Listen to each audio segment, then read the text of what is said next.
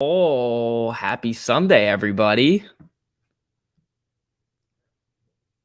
What's going on? Everybody have a good weekend? Oh, what's up, Wes? Ben? I think I saw Darth in here. What's up, Darth? All right, guys. We could be heading towards some really bullish territory. We got a lot to cover tonight. Some good information that's come out over this weekend. I hope everybody's excited. There's been a lot of theories floating around about what could happen over the next couple of weeks. We're going to see if it happens. I'm incredibly hopeful that we do see one of these really substantial price increases. It'd be awesome for everybody. But at the same time, we also know how manipulated this can get. So if for some reason it doesn't end up happening this week or the next week, it eventually will.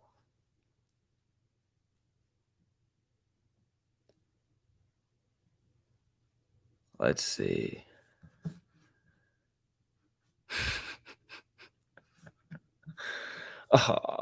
I believe some have covered, but like Ben said, we'll find out Tuesday. That for SPRT? Yeah, that's for SPRT. It's got to be. What's up, Hello Bliss?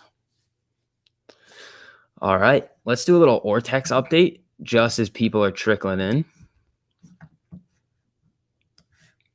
Let's see. Okay, so for Ortex right now, utilization 92.95. Pretty high compared to where we've been. We've seen this 94 range back in the beginning of August. Now we're starting to make our way back up. Now, the utilization probably isn't going to matter a whole lot until we get up to that 98 plus range.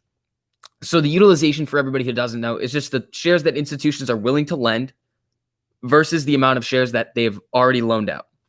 So it's basically a percentage of how many shares that are lendable that have been loaned. Let's see. Bullish. Wes, I'm going to shoot you guys the link right now. Feel free to hop on. Let's do it. Let's see here.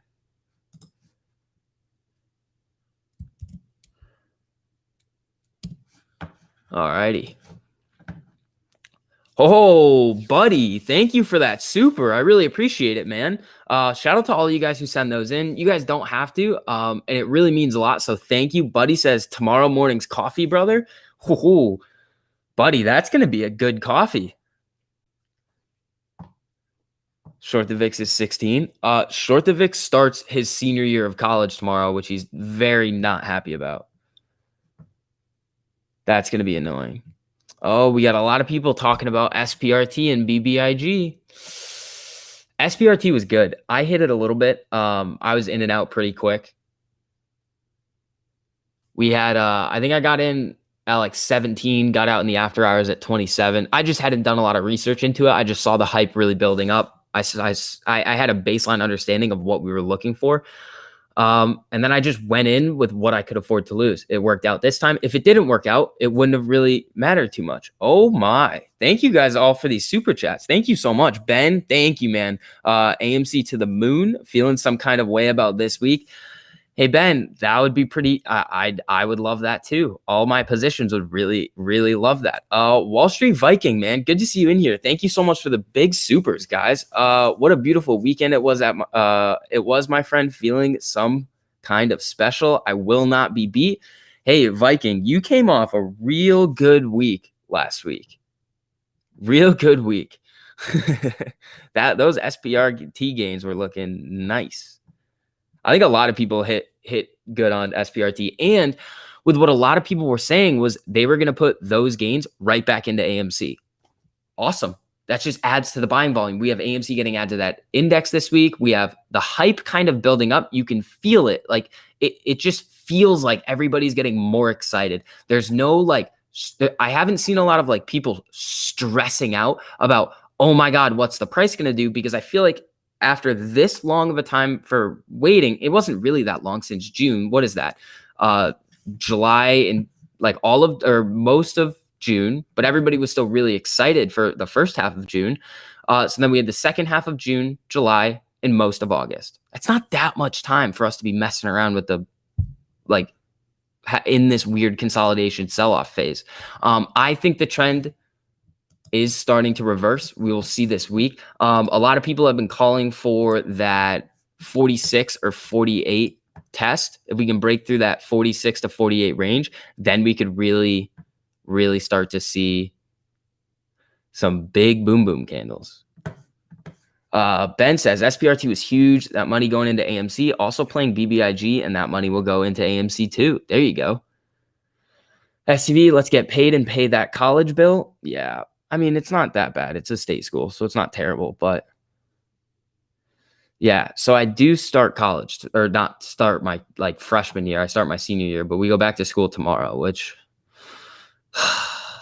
gonna have to do all of that BS again. But you know, you got to do what you got to do. What do you think about the $45 call options for next week? I mean, it's pretty close to. I mean, from what AMC's been able to do on an intraday basis, those could easily, if you time it right, you could easily make a bunch of money on those, regardless if we see that big price movement that a lot of people are expecting. Let's see. Everyone appears to be very high on AMC this week, yourself included. My question is, what ammo do they have to crush our dreams? They can, Eric, so they can always figure out a way to just keep shorting and basically demoralize retail. But at the same time, if we're looking at those theories, a lot of it has to do with algos. You could try to mess with the algo, but the algo's smarter than you. Like the algo is going to be much smarter than any group of people at an institution that are like, let's short it and push it down. Like, no, the algo is just going to do what it's going to do. If that theory is correct right now, shout out to Astro. It looks like it is. Right at the current time, it looks like we're spot on with all of the technicals and the cycle theories that we've seen. Going into the next 2 weeks, we will see how accurate that is. If it's spot on, that's awesome. I want it to be right. That's the thing. Everybody should want this to be like, everybody wants this theory to be right because of the implications that it has. So yeah, buddy, thank you so much for the super. I really appreciate it. I'm sure you can teach your professors a thing or two. Who I don't know. They're smart. They are teachers too, so they just know more things about like their specific subject. Do I really want to learn it most of the time? No. Wall Street Viking, thank you so much for the super. Hope we get a gap fill bounce on SPRT at 19. I never recommend chasing, but not financial advice. It's riskless for me at this point. Interested to see BBIG on Monday. I bought AMC 39 at the dip. LFG, Wall Street Viking. There you go. All right, so let's get into a couple of things. Oh, Ernie, thank you so much for the supers, guys. I really appreciate it. If we break out, I think we break 100. Ernie, I would have to agree. So here's the thing. It's like an if this, then that type of situation. If we start to have another June situation, I think I told you guys in the last stream what I think the number that we could actually get to is if it's just going to be a June. Like when we think about what happened in June, we ran up. Some of the really, really smaller shorts had covered. So maybe some of the like medium-sized shorts had covered some of their position, but the big boys were not. They can maintain these liquidity requirements because they have so much money to mess around with. So in my opinion, if we're going to have one of these big breakouts, I'm thinking, I said it last time. I think I said 250 was about the number that we were looking at. That would have been possible. 200 to 250, just because of mainly all of these options that would run in the money at this September 17th date. Now, are we going to be able to hold that?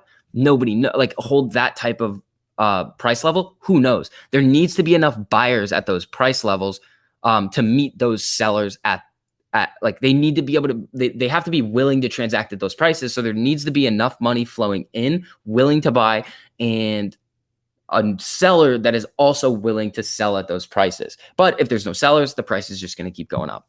And that's where, when we think about the potential of the next run up, when we think about where AMC has been over the last 8 months, it's been as low as, I believe, like $2. So if you were shorting anywhere below 10, you're screwed if it goes to like completely screwed if it goes to those crazy levels. Like you are so astronomically done You have such a big loss if you are shorting at those lower levels and you still have that short position. No matter what type of liquidity you have, that is an astronomical loss. Because when you short something, the theoretical max loss is infinite because the stock can technically or theoretically just go up to like infinity. It can go forever. But on the way down, it can only go to zero. So when we see potentially those really big price movements to the upside, we're going to have FOMO.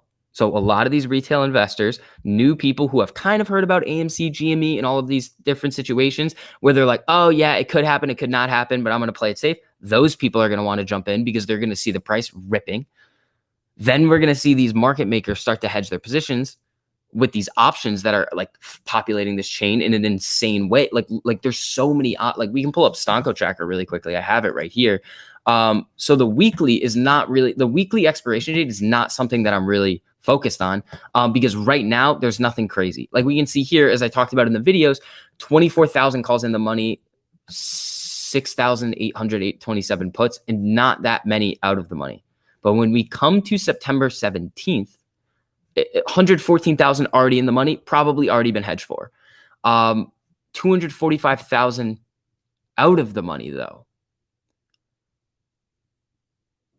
If we run, that's a lot of hedging that has to take place. That is potentially 24.5 million shares that would need to get bought.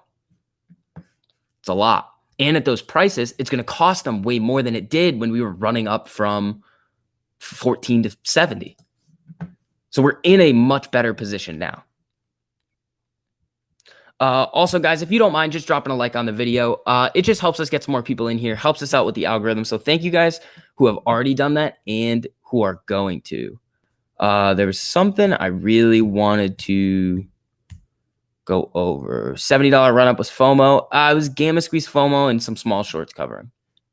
Like when we pull up Ortex and we look and see what happened in June, like, look, this is utilization right here. This is a lot of shares getting returned. Now, when you see a bunch of shares getting returned, it's very possible that a lot of those shares were shorted. Now you have to buy them back, then you can return them. So that would be some shorts covering, but then it just spiked right back up. So what this shows us is that even though the price really went up significantly, there were more shorts adding to their position. They saw the price run up. The thesis was correct for AMC, GME, short squeeze. We're going to see these types of price movements. The thesis was confirmed after the initial price run up in January, in June. And then they decided to short it again. Smart money doesn't really seem so smart now, huh? It's all a cycle. You got to have Astro on. Joseph, I had Astro on last week. Yeah. Last week, I think it was Tuesday? Tuesday, maybe? I had Astro on. I'll try to get him back on, though, especially if we really start to rip again. I want to be able to give him a little platform at night to just kind of come hang out, have some fun, and then if he wants to, do a little I told you so. But do you think the large buy position on AMC by hedgies may result in the price not reaching its maximum during the MOAS? No. A lot of people look at those institutional buys and just automatically jump to they're lending out shares. Okay, who cares? Here's the other thing you have to think about. When they bought those shares, let's just say we're looking at the Q2 13Fs. They bought those shares with an effective date at the end of June. So they've already bought them. Then we had July and August. So if those shares were to go out on loan, they would have already gone out. So they've already impacted the price. But when we're thinking about what could happen right now, it's bullish. Here's why. Because those institutions can just recall those shares anytime that they want to with no reason. They can just be like, give it back. So if those shares did go out on loan, then those institutions who have loaned out those shares basically have their fingers on the ignition button. At any time, they could just be like, give it back. So that's something that I don't think a lot of people think about. Jay, thank you so much for the super. I personally think they are so far underwater, they have to keep shorting it down. Then the perma bull, perma bear cycle keeps them chasing their tail. Jay, that's very possible. We've talked about in the past how they could just potentially be finding a way to stay in business. Because if there's that many counterfeit shares out there, then like the amount of money that they would have to spend, that they're not going to have cash on hand to do this, is going to be astronomical, especially at high prices. That's the other thing. They could have covered, I think Trey said this a bunch of times. It's like, why didn't they cover at 2? Why didn't they cover at 10? What about 20, 30, 40? If we get up to, let's just say for 100 plus, let's just use that as an example, 100 plus, and there are still a bunch of shares out there that aren't supposed to exist that they have to close out. Think about the implications of how much money that they're going to have to move around in order to cover that. They're not in a good spot. Ernie, thank you so much for the supers, guys. I really, really appreciate it. Any shorts that repositioned at 60 to 70 would have been smart to exit at 29.50. Now they're about to be trapped. Yeah, Ernie, there was a couple of run-ups that we saw, like just quick ones that weren't very well sustained. And it's possible that those were shorts that had entered into not crazy positions in that $50 to $70 range, and they were just closing out their position because we did see those little fluctuations in utilization and the estimated short interest. So it's very possible that that did happen. It's also very possible that they're more trapped still. Amy, thank you for the super. At first, I thought SPRT were pump and dumps to distract, but now I think they're the first baby dominoes to fall in the whole short squeeze saga. Amy, very possible. Here's the other thing. Renaissance Technologies has been popping up a little bit too much for it to be just a coincidence in these short squeeze plays. They really upped their position by I think it was 2.5 or 3x in AMC in Q2. So when you see those institutions massively increase their position size like that, and the stock ran from 14 to 70 in that time, well, obviously they think it can go a lot higher than that if they're still buying. And the effective date is after the run up. So they still had a net buy of tripling their position size. And when you think about SPRT, Renaissance, again, for you guys who don't know, Renaissance is the top performing hedge fund, or if not the top, like easily top 3 performing hedge funds in terms of like percentage gains of all time. So the fact that they are like some of the smartest money are tripling their position in AMC and are the number 1 institutional shareholder of SPRT, I don't think that's a coincidence. Do you think FOMO will be wild tomorrow and this week? If we see if we start to run up, absolutely, it's going to be crazy. Big Yellow Bird, thank you. STV, what's up, my man? Yeah, I don't know what that voice was. I was going to say something and I just had a little brain explosion. Does it make sense for them to cover the lower value squeeze stocks and just hold their short position in AMC, thus reducing their margin position to the DTCC? No, it doesn't. Not in my mind. Because if AMC, because it just drains their liquidity. So if they have to sell off other positions in order to make this work, they would want to figure out. It's a good question. I honestly don't think it matters because either way, their liquidity is getting drained. If they're trying to cover some of their shorts on AMC, draining liquidity. If they're covering their shorts on those other squeeze plays like SPRT, BBIG, I believe is the other one, again, draining their liquidity depending on how short they were. So it doesn't really matter. The DTCC is going to hit them regardless with that 005. Minimum 250K per account per member. Then we have the OTC derivatives, which phase 5, I really like phase 5. I just don't. it's hard to tell what the derivative exposure is on anything like this, like the OTC derivatives. I don't know if there's a way to know. I think Randall Cornett or True Demon or AMC Bigums would really have a good insight into that. But for me, I would say that they've been using swaps to mess around with their short positions on AMC. I haven't really looked to be able to find anything. I would say that they definitely are, though. And that phase 5 is potentially going to hurt them. Amy, thank you so much for the super. Rentec is Jim Simons. Hedge fund Jim Simons more or less invented algorithmic trading. So there's also that. Very true, Amy. Yeah, their medallion fund is nuts. There were a bunch of, I believe it was PhD mathematicians or astrophysicists that decided to get into finance, and they've been crushing it for years. Let's see what else we got. Oh, what's up, Rhode Island? Just raised daylight to finish a solo round of golf. What's happening, everybody? Can't wait for tomorrow. I'm very excited about this week too. But it's almost like a net neutral for my excitement going into this week because I start my last year of college tomorrow. And I'm not like I don't like the whole, like, when I get to like the end of high school, I was just like, I just want to get out of here and go to college. Now I'm just like, I don't want to go to these classes and take your tests anymore, but you have to do it. So we'll figure it out. Let's see. Bulls on parade this week. Let's do it.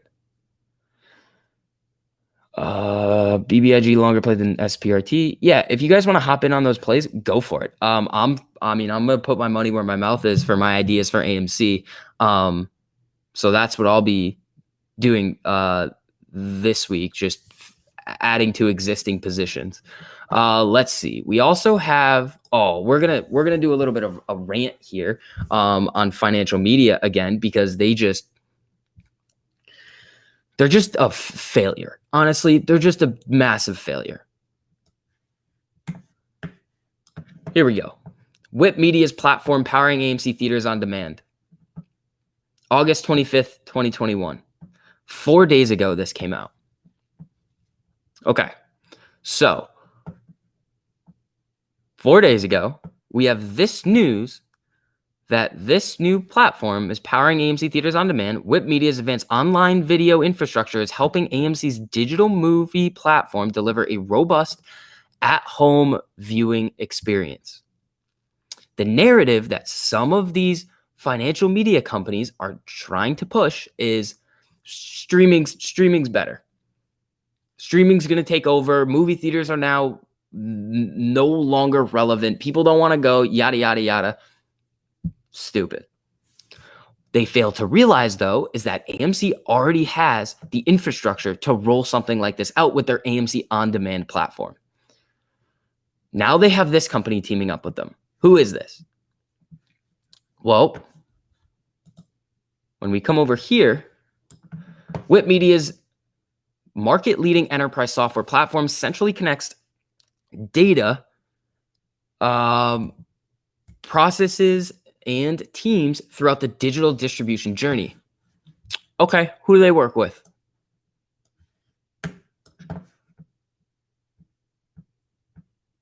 AMC. Oh, HBO. Oh, Showtime. Oh, Stars, Epix, Vice, Food Network. Like, look at IMDb. Look at all of these different companies on here. T-Mobile, MGM, NBC, Paramount, BBC, PBS, Lionsgate, Pluto. I watched The Big Short on Pluto like last weekend. So AMC gets good news about basically furthering their foray into the streaming business. And it's crickets from the financial media. Crickets. Why did nobody say anything about that? You know why? Because if anybody said, "Oh yeah, AMC streaming," AMC, "Oh yeah, they're getting into the streaming deal. They already have the equipment from Cinedigm. They're getting into this now." Well, the short thesis then becomes irrelevant. It's like, oh, AMC is going to start kind of positioning themselves into the streaming market as well, and they're doing all the stuff that they're doing with like expanding their movie theater experience. Come on now.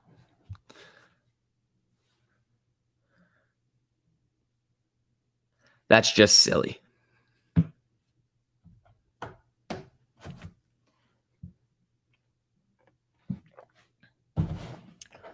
I'm a student on the dean's list in Buffalo. Just want y'all to remember our attendees shouldn't mean we stop striving to be the best version of ourselves. John, 100%, man. Hey, everyone. Have you seen Astro's 10X Fractal video? Yeah, I saw it. Yeah, good. It's a real solid video there. Jay Douglas, thank you so much for the super. Anyone else find it odd the last run up was Memorial Day weekend? Now we're here. Next weekend is Labor Day weekend, another long weekend. Ho ho. John, thank you so much for the super. Yeah, so what happened is here's the whole, for those of you guys who are not here in June, here's kind of what happened. We can pull up the chart. Let's do this right here. We're gonna need the daily, so this is relevant now. All right, so here's what happened. Right here, my birthday candle. Then we went 28th. And then I believe, just a second. I'm trying to think. One of these days, there's a gap. Yeah, so there's a 3-day gap right here. So we started our initial move up right around here. Then we had the 3-day weekend right going into here, flat day. Oh, and then guess what happened?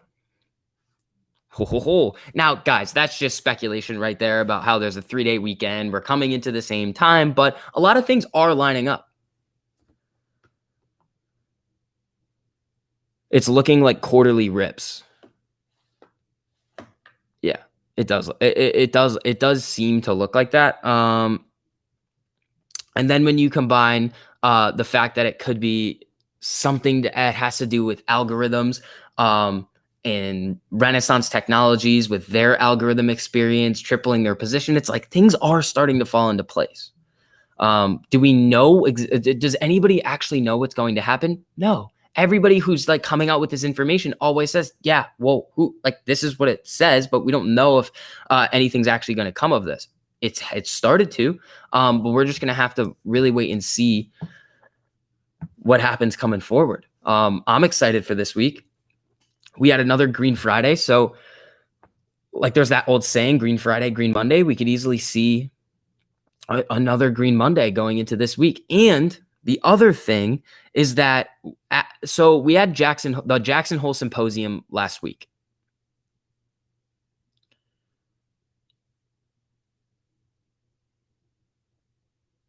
Then what happened on 4th of July weekend? Nothing. Yeah, fair. Okay, fair. So we had the Jackson Hole Symposium last week. So everybody was kind of focused on news of Fed tapering of asset purchases. You didn't really get anything. Everything that Jerome Powell had said was kind of already priced in. Like he had already said it in the most recent Fed minutes. So basically, I saw an article, one of those zero hedge articles that I like to pull up a lot, and it said Fed tapering is coming, and then the bulls react by saying it's not happening soon, it's happening later. So then they bid everything up, and the market started to rip. So we're kind of out of like the fear of the Fed really coming in and saying something crazy that spooks the market for the time being.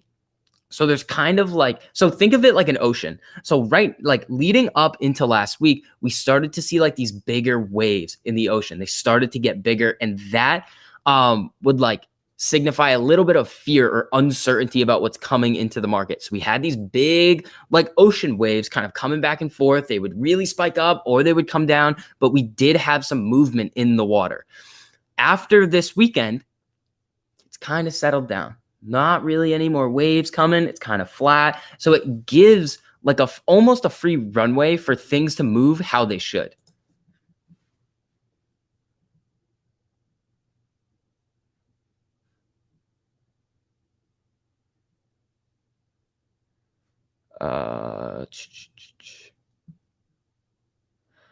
Jay, thank you so much for the super. I really appreciate it, man. Also, before the last run up, we saw smaller cap stock squeeze like Clove right before AMC's run. Now we're seeing SPRT, BBIG, cycles. Again, guys, a lot of people are finding a lot of similarities to what's been going on. It looks good. Let's see what happens. Like it's very like we're coming into the time, like I said right at the beginning of the stream, where like everybody's excited again. Like there's no like bickering. Nobody's like worried about stuff really going wrong. Like this is a good time for the AMC community.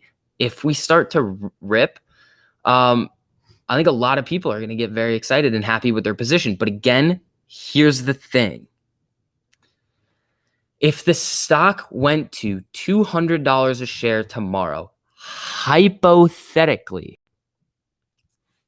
what would you do with your shares? What are you going to do? You're just going to see a larger number in your account. Now, if there's no evidence that the shorts have covered their positions in any meaningful or substantial way to suggest that they have covered like a lot of it, or basically like that anything that would basically suggest that the stock has squeezed, then nothing's changed than when we were at 2, 10, 20, 30, 65, 77. Nothing has changed. The only thing that would change is if you have options.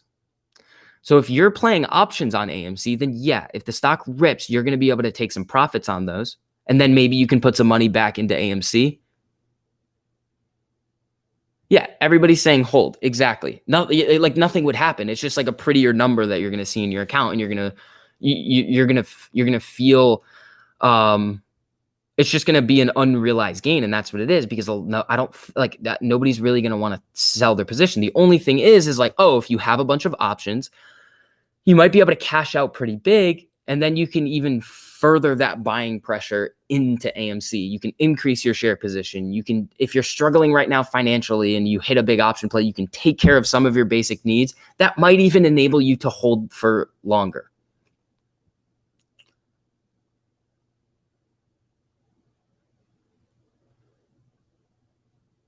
I leave when they cover. Yep. Ho ho, what's up, Antics?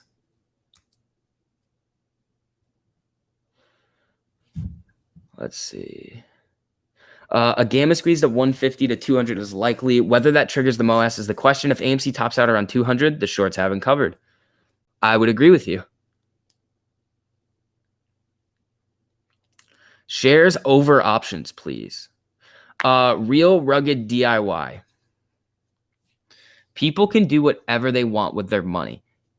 Here's what you need to realize with options, and this is where people mess it up when they're saying don't buy options, and they're wrong. There's no one way to. There's no like, oh, this does this sometimes, so don't do this at all. It's not binary. It's not like don't or do. It's like it hurts every 100% of the time, or it helps 100% of the time. That's just not how it works. And people can do whatever they want with their money. If they want to buy options, go for it. If they want to go on a trip, go for it. If they want to go buy something at a store, go for it. The thing is, though, is here's why options can really help. One, we all know the potential of a gamma squeeze right now, and in general, why they're important. Without a gamma squeeze and getting that extra buying volume in, it's going to be harder to see those big price run-ups without the shorts covering. The other thing is, let's say an option costs you $300. You spend $300 on an options contract. We're going to go over both sides of the scenario. It expires worthless. You just gave $300 to the institution that could be short, and you're giving them liquidity so they can basically kick the can down the road longer. Okay, here's the thing. AMC is not the only stock in the market. They do it with everything. Like there's like 90% of options contracts expire worthless. So they're making money anyway. If you were to just not buy contracts on AMC, they would just get the money from somewhere else. Here's the other side of it, though. You also, same thing, you spent that $300. That option runs in the money. It now has a delta of 0.7. Let's just say, deep in the money, it now has a delta of 0.7. With your $300, you just forced them to buy 70 shares.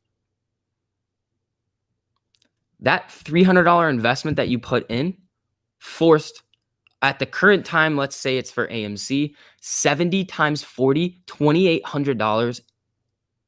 Yeah, $2,800 of buying volume. Do you see what I'm saying? There's two sides of it. Yeah, you can buy shares, do whatever you want.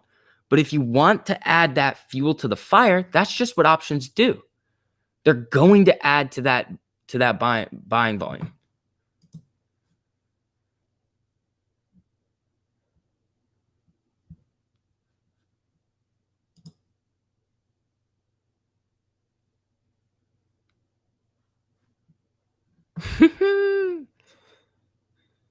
Yeah, the derivatives market is so massive, it doesn't matter. Exactly.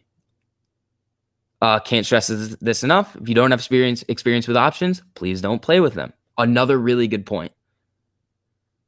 When do you think, in your opinion, the gamma squeeze will happen? We already saw a mini one.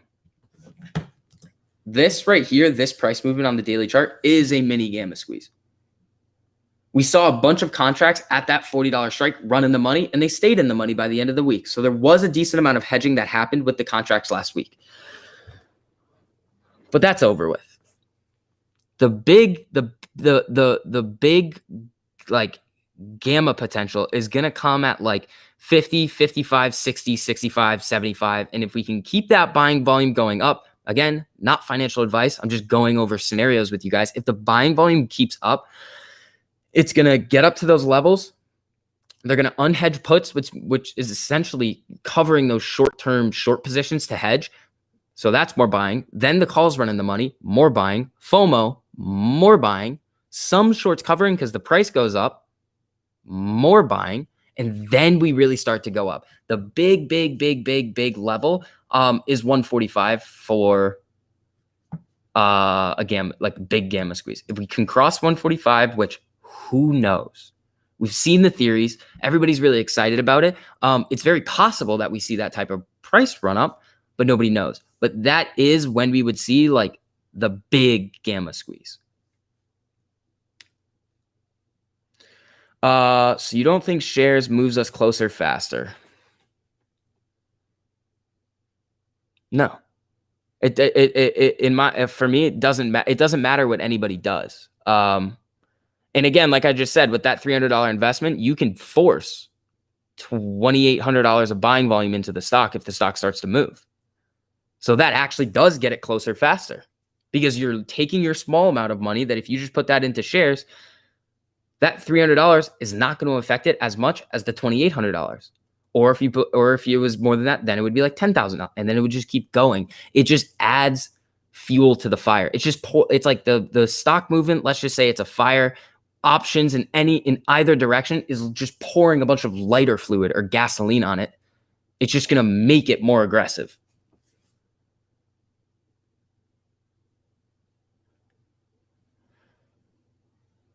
Let's see.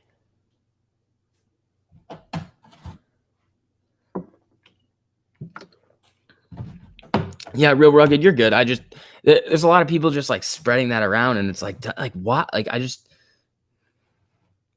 it doesn't make a lot of sense in my mind. Hey STV, haven't seen Rogue in a while. Where's he at? He's just chilling now. He has a pregnant wife, a bunch of kids. He's just chilling, waiting for the squeeze.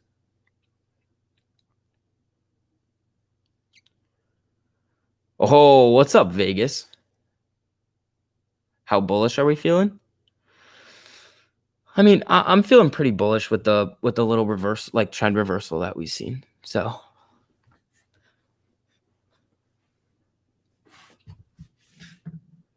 STV, you've been hitting that gallon of water every day? Oh, absolutely.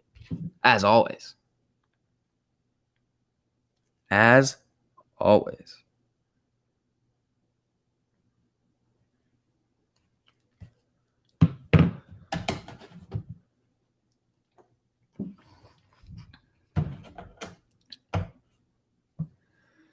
Let's see. Oh, we also have a bunch of other stuff coming this week as well. We talked a little bit about UMR. And then we have this right here. NSCC is providing this notice to its members of the implementation and effective date September 3rd, 2021. On the morning of the effective date, members with a fund deposit below $250,000 will incur a deficit that will require funding by 10 a.m. Eastern. So right now there are members with a fund deposit above 250,000. So this just shows us that the 250,000 number is just a minimum. So it could be a lot more. There's like over 3,000 members of the NSCC, but they all have a bunch of different accounts. So for each account, they're going to have to put up this money. So in total, it's going to be a lot of money. And who's it going to affect the most? Is it going to affect the big boys? No, not really. Like Goldman, you think Goldman Sachs is really going to care about $7.5 million or like a $10 million increase in their margin at the National Securities Clearing Corporation? No. Here's who it does affect, and this is why it's important. It's going to affect the smaller institutions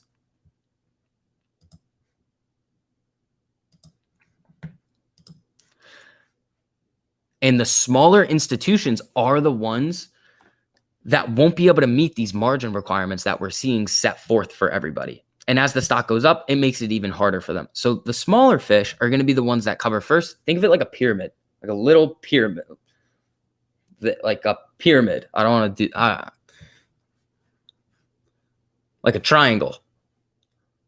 Down here, there's the smaller fish. They might hold some, like in total, in an aggregate amount, they might hold a very solid amount of shorts. But they're going to be the ones that have to cover it first because they won't be able to meet those margin requirements because they just don't have enough capital. So they cover those shorts, pushes the price up to the next level of the pyramid. Now, will they cover right away? Probably not. But they're going to start feeling the pressure and they're going to get even more drained of their liquidity. Then when they start to cover, pushes it up the totem pole, up and up and up to the really large short positions. It's like a little domino effect that we could potentially see.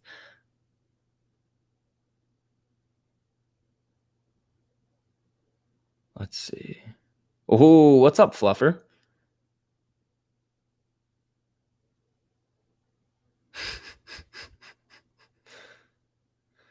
Please, everyone, remember, you can also sell puts and calls. Yeah, selling naked calls is the riskiest thing that you can do in the market.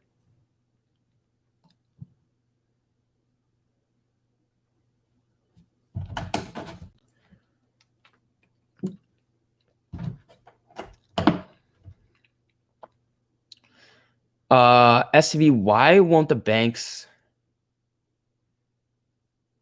why won't they demand their money back? They will once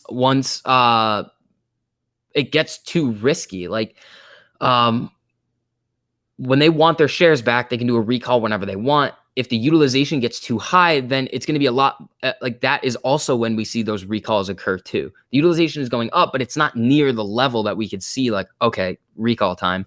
That would be, in my opinion, above 98% on the utilization. That's when we could really start to see the pressure get put on. Justin, thank you so much for the super chat, man. Shout out to all you guys who send those in. It really means a lot. So thank you so much. Justin says, I think of it more as a pyramid of milk crates. Is that like the trend that's going on right now where people try to like run up and down the crates?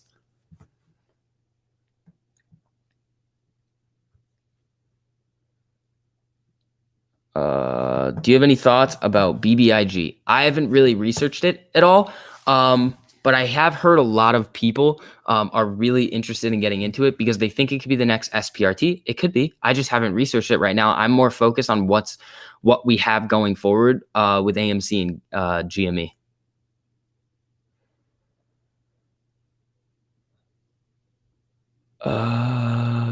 Challenge. It is the challenge. Gotcha. SB, will it be hard to sell options during the squeeze? Is it better to use market limit trailing stop when selling options? So when you're selling options, you're going to have to really mess around with it. This is why you have to have a lot of experience with options trading, not just like buying options, selling them in like not super volatile times. When you see a lot of volatility in the underlying stock, the options, the bid ask is going to be flickering all around. It's just going to be like it's going to be so hard to get filled. So what is most likely to happen is if you're using limit orders, which a lot of people have said that that's the smartest way to do it. There's pros and cons of each kind of order. What you're most likely going to have to do is either go right down to the bid or under the bid to make sure you get a fill. And if your contract is so deep in the money, it's very possible that the spread, the bid and the ask are going to be very far apart. The other thing is though, is that you still are going to be able to sell these options, because when you think about the cost that these institutions are going to incur by like losing on selling all of these options, it actually costs them less to just buy back the contracts versus versus worrying about you exercising and them having to go out on the open market and buy shares, unless they've already been hedged for, which is a different story.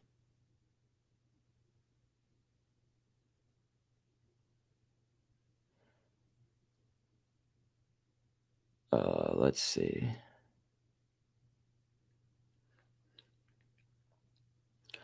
D Roman, thank you so much for the super, man. I really appreciate it. Super proud of you. Been here since 2K subs. Wow. Thank you, man. I really appreciate that. Jackson Hunter believes the next cycle would be 180 to 200 a share. I mean, I would have to agree with him just based on everything that we've seen. It's very possible that that's where we get up to. The thing is, though, the variable is that going to be, so I've said in the past, like once June hit, and even when we were kind of leading into June, I was thinking we're like one or two more of these like big events away, I believe. Even right now at the current time, I think it's one or two of these big run-up events happening where we could see the shorts really gets like screwed and have to cover, because that's really the whole crux of everything that's going on here. It's like the shorts need to cover. Like I said before, it's like if there's no evidence that the shorts are covering their position in any substantial way, nothing's changed. So the variable is this next run up that we're expecting to happen in the near future going to get us up to the prices that they need to cover their shorts at? That is something that we do not know. We don't know if that's going to be the case.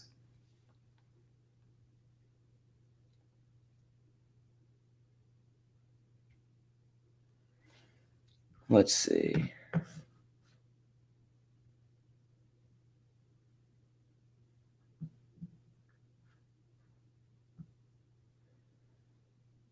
Let's see.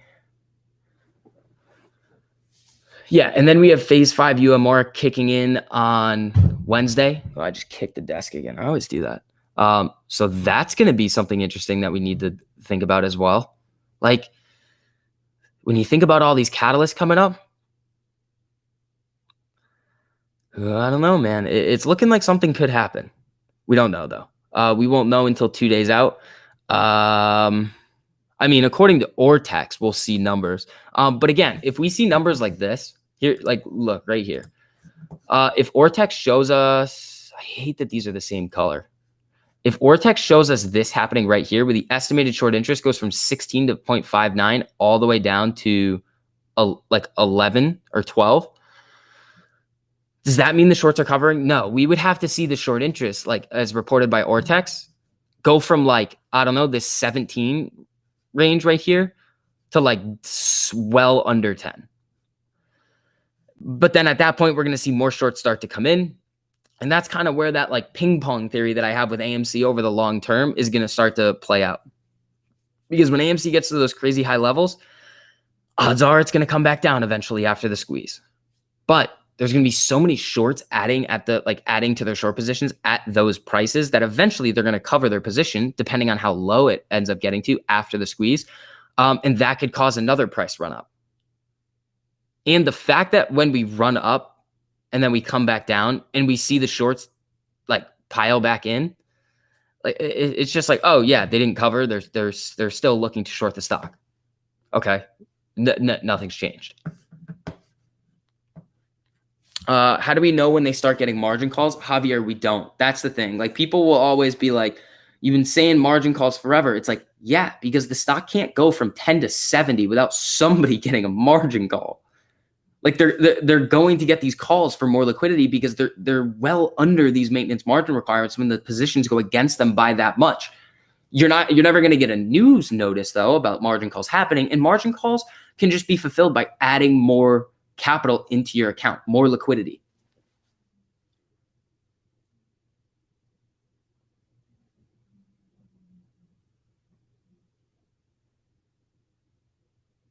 Why short the VIX, not long the VIX? Real sus. Because when the VIX goes down, the market usually goes up. Let's see. Nothing like corporate.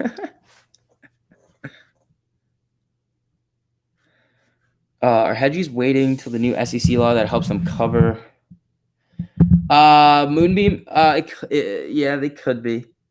But it's possible that they won't have any choice. Like, that's the other thing. There's so many variables to this equation that, yeah, it's possible that they're waiting for that 010 rule where they can basically like post those securities as collateral, get cash to cover their positions, and then they kind of figure it out after.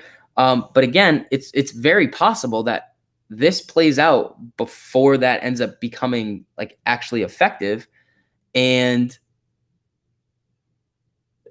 like they have no choice but to liquidate their other positions, and it could potentially cause those types of fire sales. And here's the other thing: if they're using those swaps, total return swaps, any other types of swaps, like we saw what happened with Archegos. That's just one situation when they had to liquidate their positions, and it caused that massive 60 to 70% fire sale of Viacom and Discovery and a couple of other stocks. They're not the only one doing it. Archegos was not the only one that was using those total return swaps and leveraging themselves to the brim. They weren't the only one. So if another position ends up going against them, similar to what was happening with Archegos, Credit Suisse, and these other institutions, it's very possible that like they're screwed.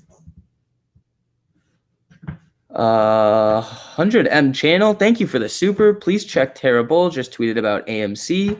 Thank you. I will do that. Ron Allen, thank you so much for the super. Thank you, man. I really appreciate it. Besides UMR and 005, I think the 13.5% liquidity for the banks on October 1st will help, guessing mid-September for them to start recall. Also, when does 010 start? Ron Allen, I don't think anybody really knows when 010 becomes legally enforceable and effective yet. I got to take a deeper look into that, though. Let's see what Tara said on Twitter.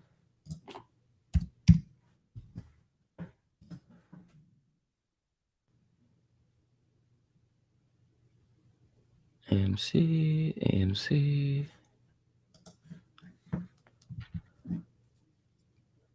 Let's see.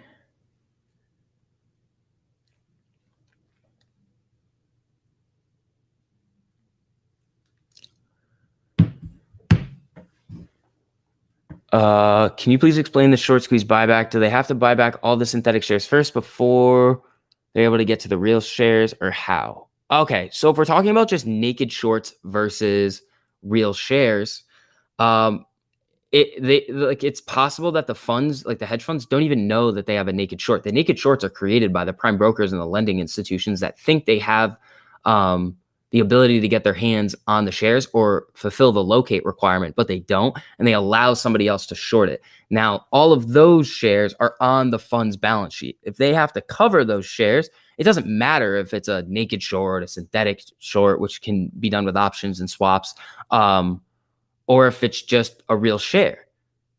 If they get called to or recalled for those shares or those positions, they just buy back the correct amount of shares that they need to that are on their balance sheet.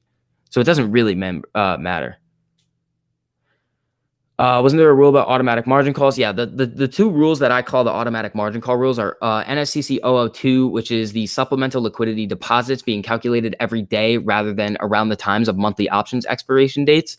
So that just adds pressure to these institutions. And then there's 005. It's like the one-time increase in the minimum required fund deposit from $10,000 to $250,000. Shimu, is that Kanye's new album? I have not listened to that yet.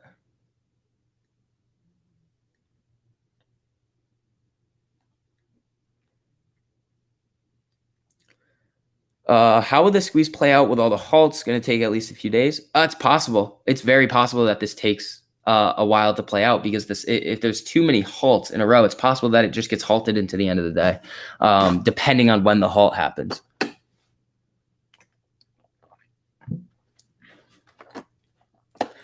All these new regulations are only going to be good if they are enforced. You can bet that institutions like Citadel are going to pay off whoever they need to keep these rules from being enforced. It's possible, but then there's so many other things too. This is why we've always said that the proposed rule changes are not going to be the only thing that sets this off. It's going to be a culmination of things all working together to create this perfect storm where it gives them no choice, but then they're going to have to close out these positions. Is it going to be one proposed rule change? Absolutely not.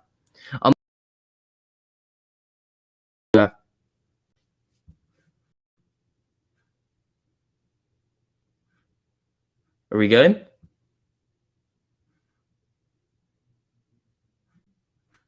Hold up. Am I still here? Are you guys still there?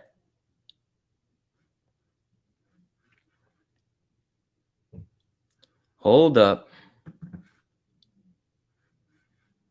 Where is everybody? Is everybody here?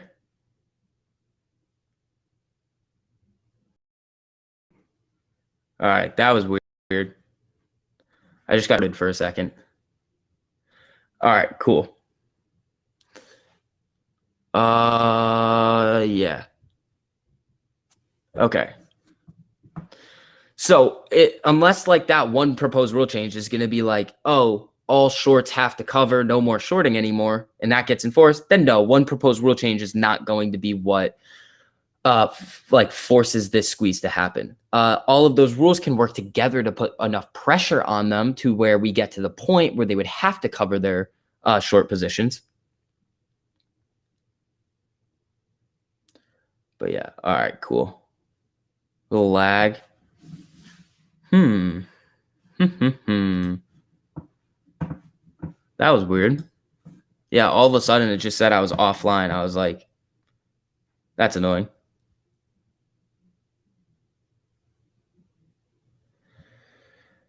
Shorts sneaked up on us there. Yeah, they did. STV, why no Thursday stream? I had a bunch of stuff I had to take care of. I was trying to fix some things, but I don't know. We'll see. I'm hoping.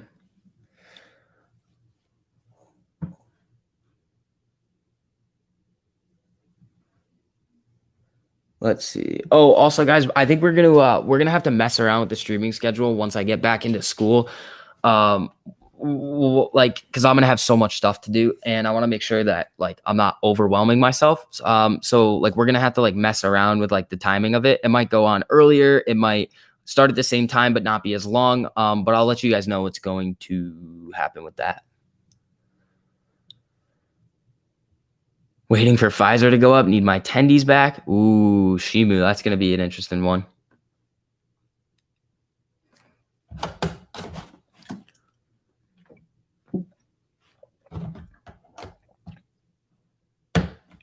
You can start your own school, Vix. I mean, this is... no, this is not that.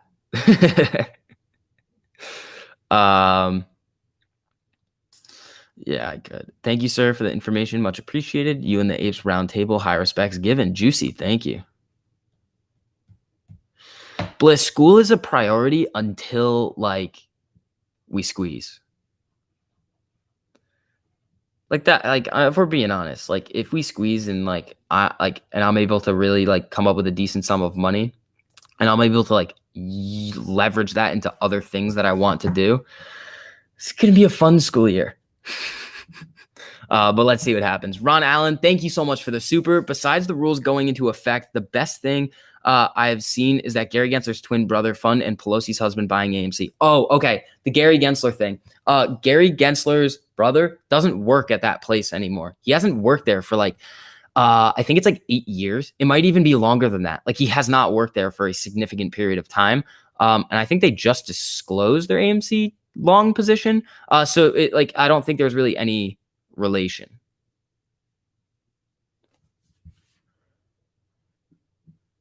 Oh, what's up, Pam? We all know the truth about the politics of school. Yeah, you just got to play their game. Last year, I completely played the school game. I would just never go to my online classes. I would watch the lectures like the week before the exam. I would study. I would do very well, and then I would just go back to doing what I was doing. But problem is that when I was doing 3 videos a day, and I would have 5 exams within 10 days, I was struggling. Yeah, CV, you're an upperclassman in college now, right? Don't quit. Yeah, I'm a senior. I'm not gonna quit. I would still do everything I needed to do. I would just be less present. Okay, let me ask you guys. If you were in your last year of college and you were planning on doing things slightly unrelated to your degree after college anyway, and then you were a part of this really big short squeeze and then you potentially made a decent amount of money off of it, how would you feel about having to then go to class every day? That, I feel like that's a good question. How much has AMC demotivated you in relation to your degree? I mean, I'm going to finish college. I've already paid for it. I'm going. I'm going. Don't worry. I'm just saying. Like I'm not gonna not go. All right. I'm Stevie says finish with all C's. I don't even think I could do that. Honestly, I honestly don't. I think I would just get too competitive and just be like, I would still want to do well. I won't have that same drive to be the best. Yeah. I would not go to class the same way I'm not going to work. You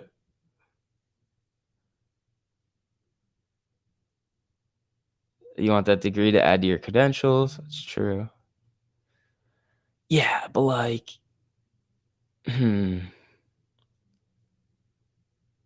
okay.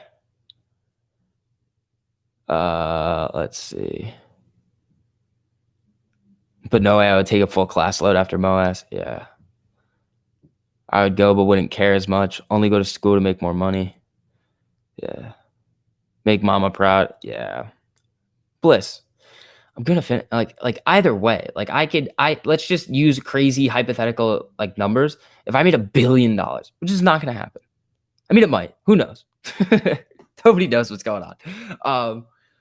I would still go to my classes, like do everything that I needed to do. Like I have this apartment, I paid for school, I would still go. It's just gonna be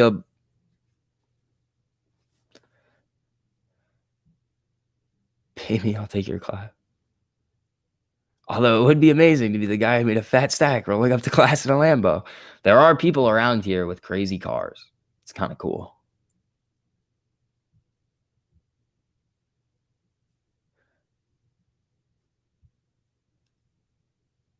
Grind doesn't stop. Don't be dumb.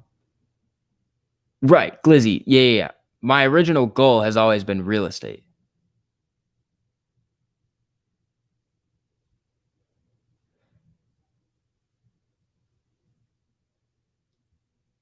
Let's see. Rive, thank you so much for the super. I really appreciate it, man. I hope everyone makes life-changing money and throw Vix a party when this when this pandemic is over. Rive, thank you, man. Hey, you guys can come visit me anytime you want. Anytime you guys want to come hang out, let me know. We'll set something up. What's with these reverse repos in relation to AMC? How does growing reverse repurchase agreements help our cause? I feel like I'm missing something since they're bought back the very next day. Yeah, it's kind of weird. It just shows that there's too much cash in the system, and they just need a short-term spot to offload that cash to maintain these regulatory requirements that they're held to. Gots to see it through, my boy. Yeah, I know. I know. Okay, why is everybody talking about September 9th? What happened there? Vic's college is an invaluable experience. Finish strong. Avatar. Here's the thing. You're right. My first 2 years of college, my first 2 years of college were probably like enough fun to do like 3 full-time degrees. So like I kind of got a little tired of like doing the same thing all the time.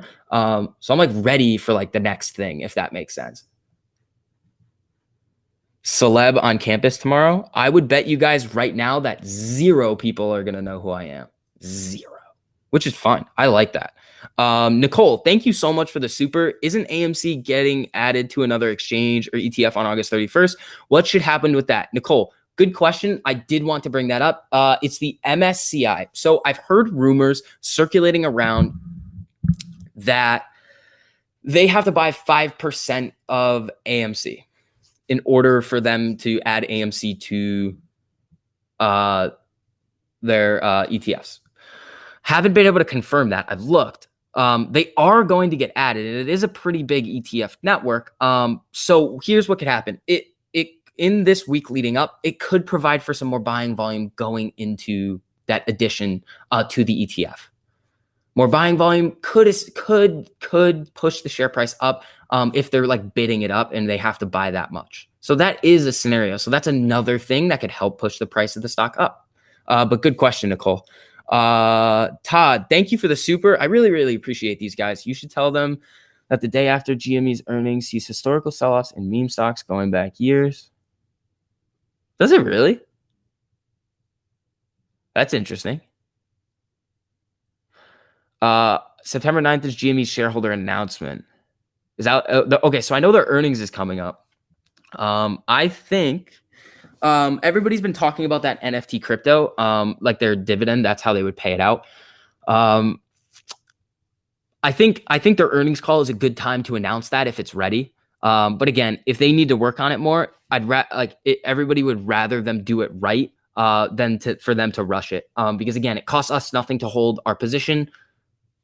We can like quote unquote afford to wait. I know a lot of people are in different situations and they need some people are going to need this money a lot more than others, but like just very basically we can like afford according to like how our positions work. GameStop today announced that it will report its second quarter fiscal 2021 earnings results after the market closes on Wednesday, September 8th.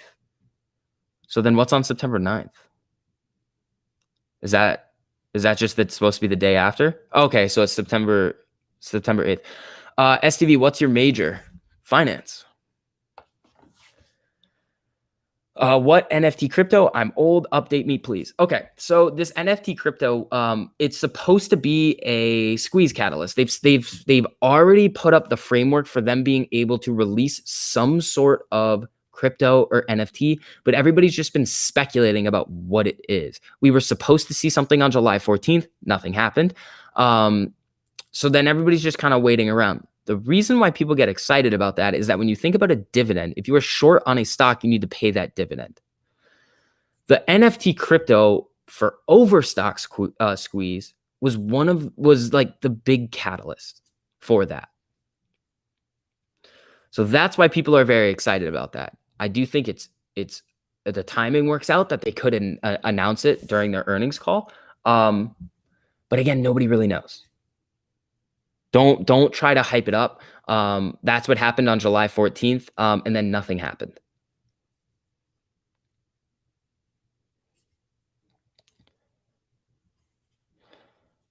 They're going to try to drop AMC hard to get paper hands to sell. Hold. They need your shares. We got this. That's true. Ooh, futures thing is on the 9th. Is that the rollover? It could be the rollover.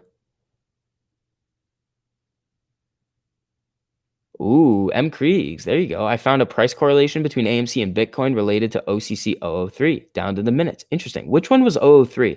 I think it was either 002 or 004 was the 800. I think it was 850 million that they needed to raise. Let's see. Even if it's 1 cent green on the week, we are good. Sam, 100%.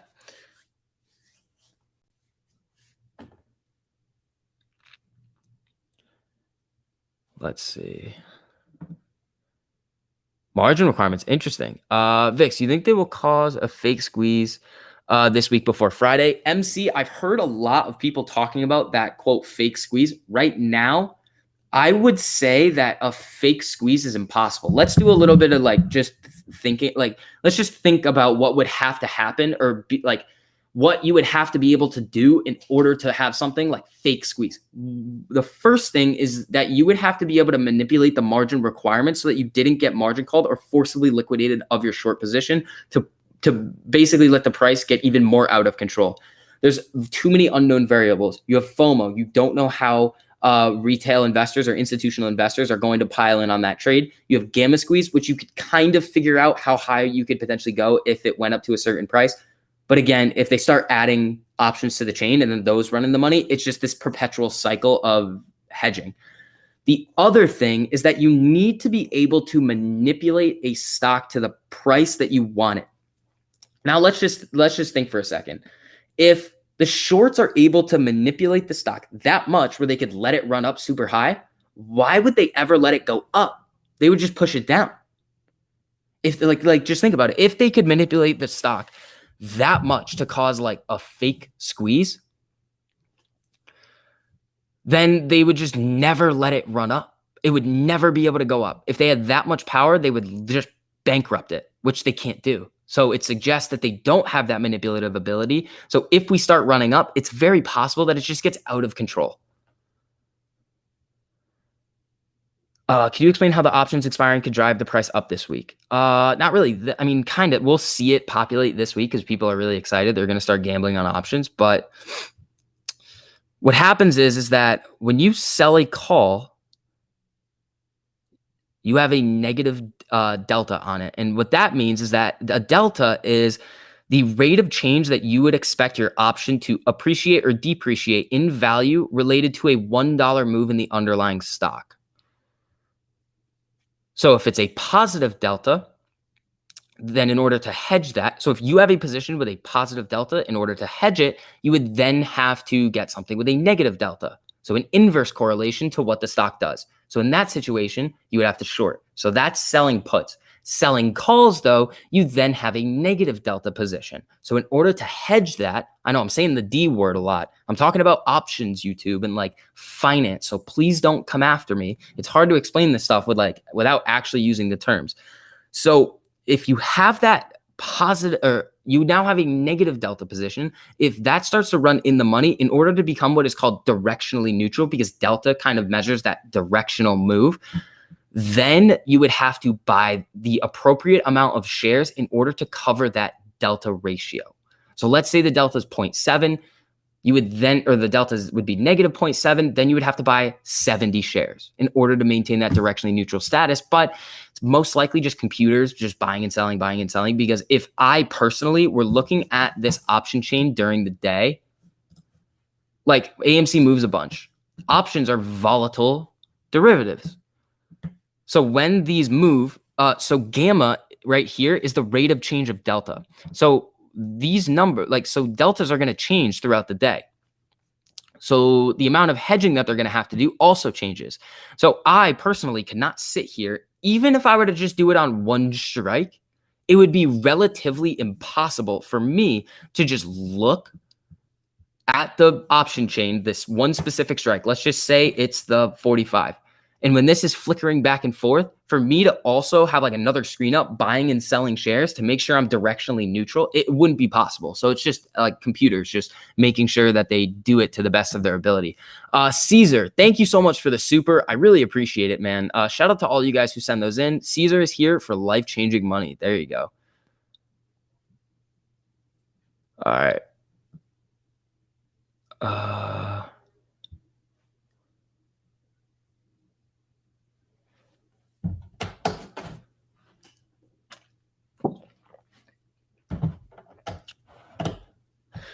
Yeah. Also, if you guys don't mind, just dropping a like on the stream. It just helps us get some more people in here. Helps us out with the YouTube algorithm. So thank you guys who have already done it and who are going to. I really appreciate it. Thank you, Pam.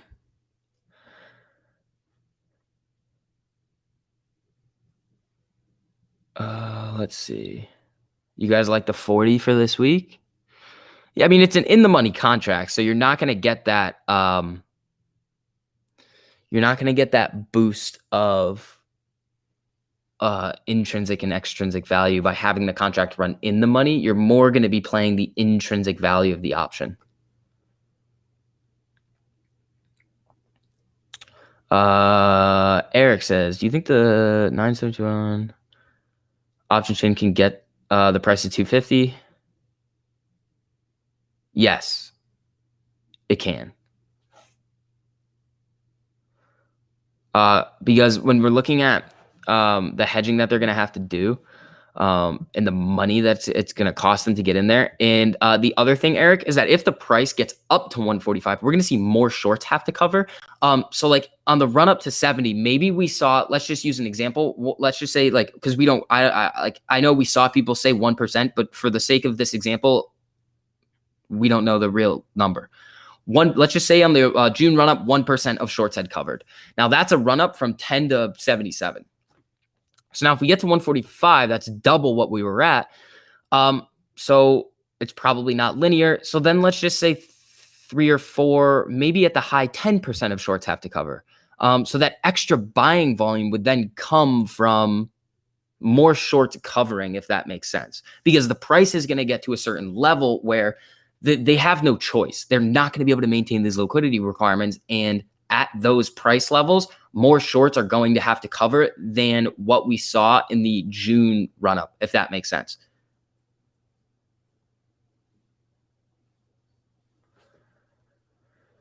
Don't buy options that are out of the money. You will lose money. That's not true. You can easily make money on out of the money options. I buy out of the money calls and out of money puts with money I'm willing to lose just for the value, risk versus reward. Justin, there you go. M. Kriegs, check your DM on Twitter. I sent you some stuff I found. It's been happening since May. M. Kriegs, let's take it out.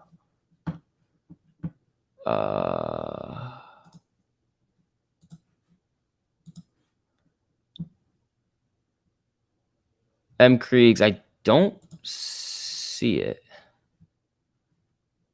Don't see it yet.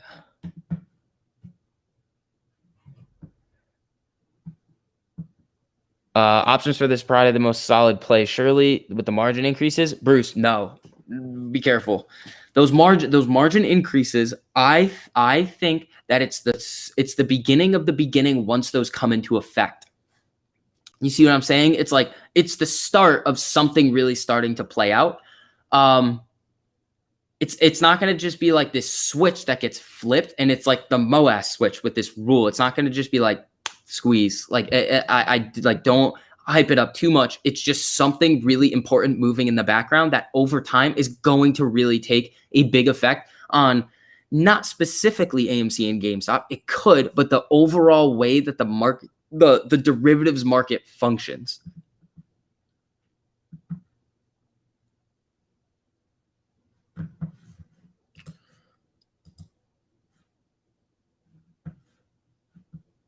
Interesting. Ooh, this is a lot of screenshots. Oh my. All right, let me look. Ooh. M. Kriegs, it's very interesting. So it's like an inverse. Little inverse. So Bitcoin looks like it has a little inverse relationship to AMC right now, but that's kind of reflective of the whole crypto market. So the theory that they're farming liquidity in the crypto market is very possible. Ooh, what's up, 007? Shout out the mods. Bruce says, I don't play options, but I was curious based on the division of people's options. Yeah, we can talk about what I've done. I'm not going to give any specifics on anything. I have, let's just say, like, I have a couple of YOLOs. I have a couple of like slightly longer term YOLOs, and then most of what I have is far out. And that's not financial advice for anything for anybody. I'm fully spread out, playing it as safe as I can with a amount of money that I'm willing to lose and hoping to make a bunch of money on. And I'm hoping it's a bunch. Did you tell them that there is a 14-day run up to GME ER before they sell off? And that's 60 when GME broke 300. AMC, yeah. Yeah, Todd, I'm not so familiar with GameStop's like earnings run up and how they move on their earnings. But yeah, when AMC or GameStop starts to have a very significant price movement to the upside, we typically see the other stocks move too. Sometimes if it's just like an unrelated scenario, we won't see like sometimes we'll see like GameStop green, AMC red, or the other way around. But if they're like big price movements, they're all gonna go. Like, let's just take a look.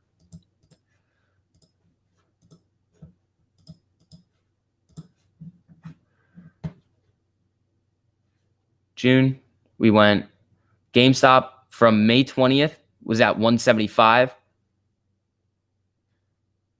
And in June, it went all the way up to like 350 something, 340 something, then came back down.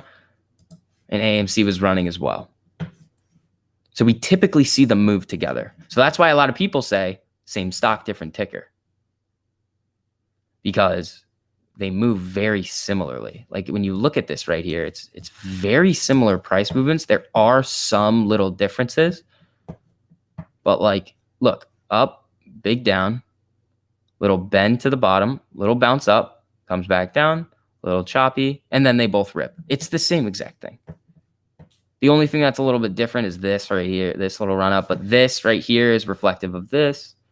The choppiness right here is like right around here for AMC. And typically with AMC and the amount of options that you can populate on their options chain, you'll typically see a little bit more volatility because the stock can just get ping pong back and forth because of all these options going in the money, out of the money, the hedging, the unhedging. And GameStop doesn't have as much of that. And it's also a more expensive stock, but also has a lower float. But less people are willing to try to buy a bunch more of GameStop in general just because of the price point. I think that both of them are very strong squeeze potential.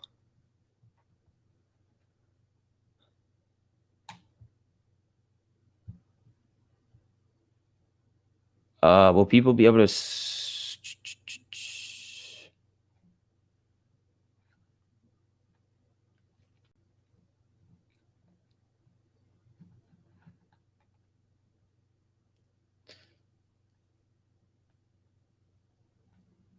Yeah, Todd, you could be right.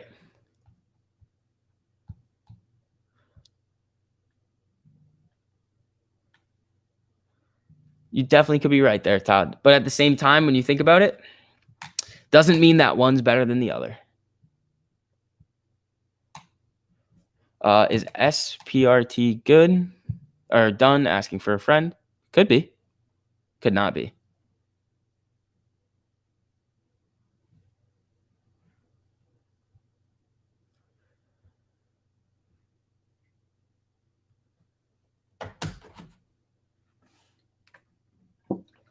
Ooh, Todd's very bullish.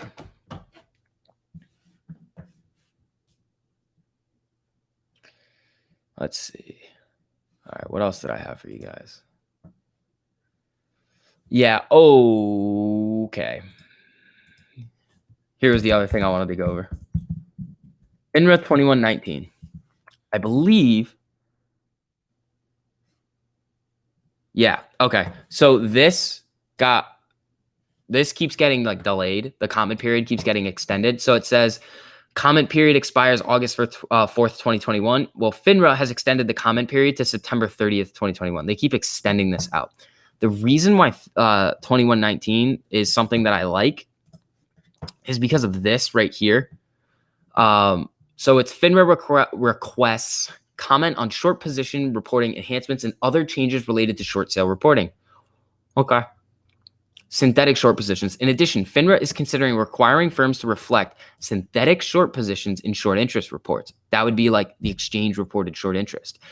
For example, enhanced short interest reporting could include synthetic short positions achieved through the sale of a call and purchase of a put, where the options have the same strike price and expiration month, or through other strategies. Swaps.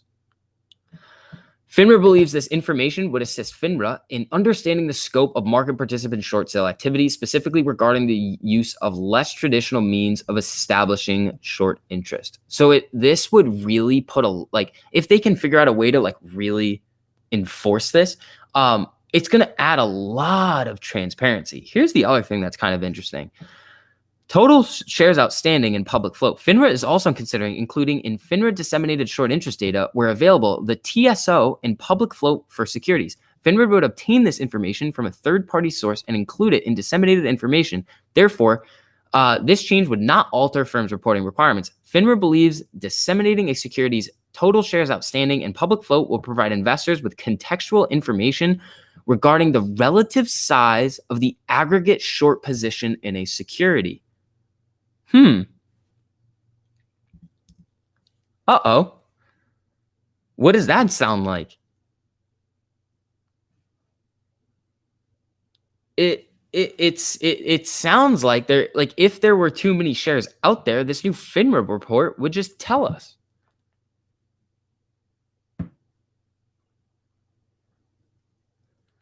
Very interesting. But comment period delayed till September 30th. So this is probably, honestly, this would probably be something that is Finra trying to cover themselves, to say, oh, we tried to do something, and then it'll go into effect later, and hopefully they would be able to enforce this. But this is also why people call this a black swan event or a once in a lifetime trade. Let's take a look at this threshold security part too, because I don't think I've read this one. Finra is considering including in Finra disseminated short interest data a new field that would indicate if the security is a threshold security as of the short interest. Oh, interesting. So it would just tell you if it was on the threshold list in the short interest report, instead of having to go look at the threshold security list. Very interesting.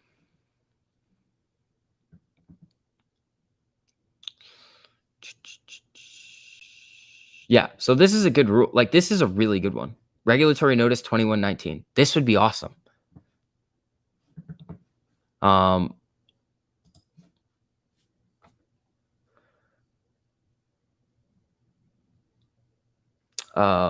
do I know about SPRT? I mean, we'll figure out in a couple of days if the shorts really started to cover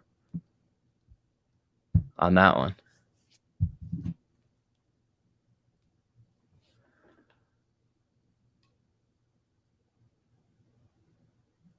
Yeah.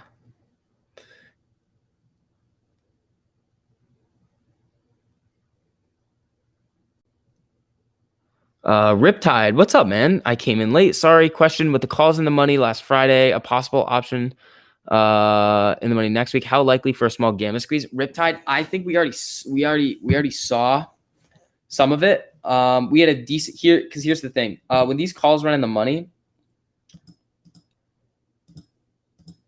sorry, these 40s and these contracts right here, it's not that crazy of an amount. For September 17th, these 40s, decent amount, 34,000. That could be about 3.4 million shares. Probably a lot of these were already hedged for it. They're going to continue to hedge these as the price continues to go up, but nothing like June-like in terms of the gamma squeeze. Here's the thing.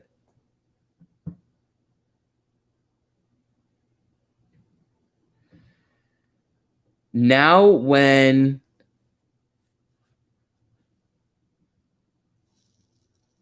we look, hold on. Now when we look at this, the big gamma squeeze would come at 145. That's a lot of contracts. And then when we pull up Stonko Tracker again, where is it? Right here. 114,000 contracts in the money, 245,000 contracts out of the money. More people, like the open interest on this option chain is going to increase. It's going to keep going up over the next couple of weeks. So this will probably, if we start running, this could get to like, 200 something thousand, and it's going to cost them a lot of money to hedge these.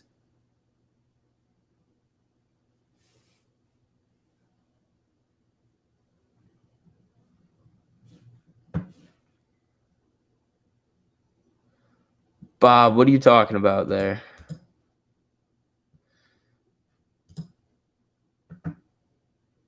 Let's see. Bob, what am I right about? What's his name? Todd? Am I right about something, or is Todd right about something? Oh, Todd. Okay. Yeah. It easily could be the GME earnings cycle. Very close. I always wish I got just one more gamma squeeze. Oh boy, Sea Hill.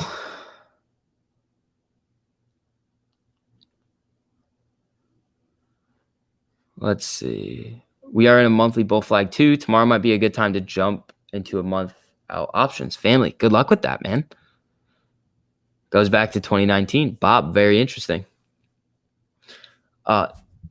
Todd, where did Todd go? Did Todd get timed out and then came back as Bob?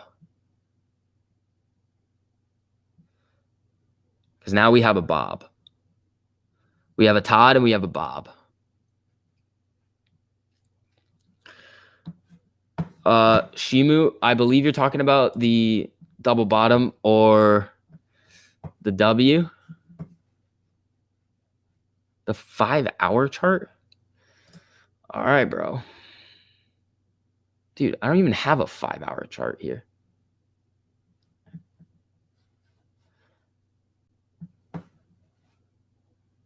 It just goes to 4. I mean, right here, you can kind of see it. I mean, maybe 5 minute. Yeah. I'll remember you, Todd. I'll keep an eye on that. Let's see. What kind of price action are we expecting tomorrow due to the options that expired in the money on Friday? We could get a little boost. We definitely could get a little boost of buying volume Monday and Tuesday. A little bit.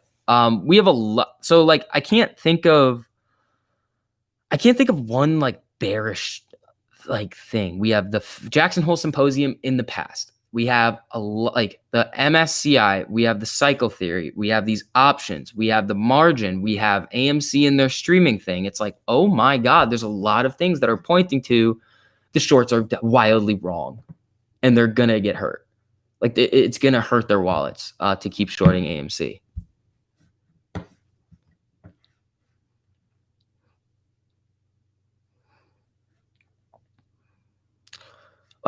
M. Kriegs, let me look at this. Yeah, M. Kriegs, that's a lot of stuff. I'm gonna have to take a look at that in a little bit. I'm calling it if crypto is red today, AMC will be green tomorrow. Interesting. What's Bitcoin doing? What are we doing here? Yeah, it's a little, just barely coming down though.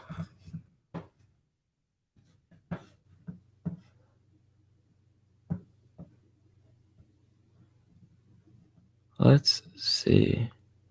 Todd's from TMI's chat. There we go. Ooh, what's up, Trey Spider?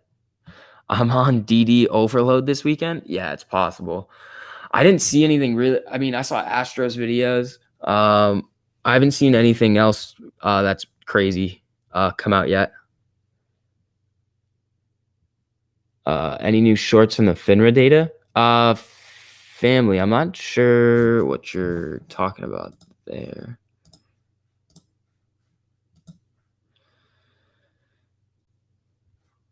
Ooh, avocado. Little golden cross there. That would be pretty cool. Jeremy, wait, now I'm interested. What is this correlation we're talking about with crypto? It looked like it looked from the screenshots that M. Kriegs was sending me, it looked like there was a little inverse relationship to when AMC would run and Bitcoin would just come down. Yeah. M. Kriegs is saying look at Bitcoin in May and AMC in May, the correlation. Let's do it real quickly. really quick. All right. You. All right. So in May, tank. This is May right here for Bitcoin. 59,000, 31,000, reached a low of around in the 29,000 range. Then when we look at AMC, and we go out to that time frame, and we look at what they did in May. Ho, big rip. Yeah, that's something a lot of people have been talking about, that they could be using like crypto for liquidity. I believe some people were saying that that was not necessarily the case, but there was also something that flashed across a news media outlet one time that did say that that is a possibility of what they're doing. I'm not like discounting anything at this point. Like there's nothing that's like, oh yeah, no, that's impossible. There's no way they're doing that. It's like, oh no, there's definitely something going on.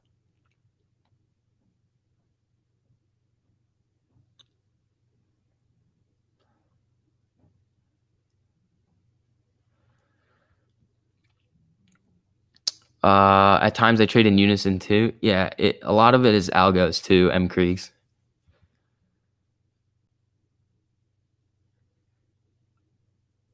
Let's see. Ooh, what's up, Big Tone? That's why Gary Gensler was asking what's more important, crypto regulation or dark pools. Interesting. It's an ongoing conversation. Yeah, we're gonna get TMI on here in a little bit too.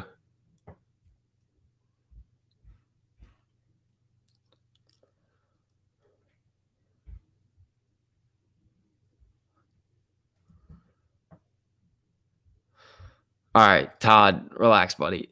Relax. Todd, we're not gonna have that in here. You can't, yeah. Todd, I understand your theory, but you gotta stop. We can't have that. Is Citadel Connect an extension of dark pools? It's an OTC like off exchange venue that basically functions like a dark pool, but isn't classified as a dark pool. It's a non-ATS, and all dark pools are all dark pools are alternative trading systems, and it's classified as a non-ATS. Taylor, thanks so much for the super. Have you watched that guy Astro's videos this weekend? Yeah.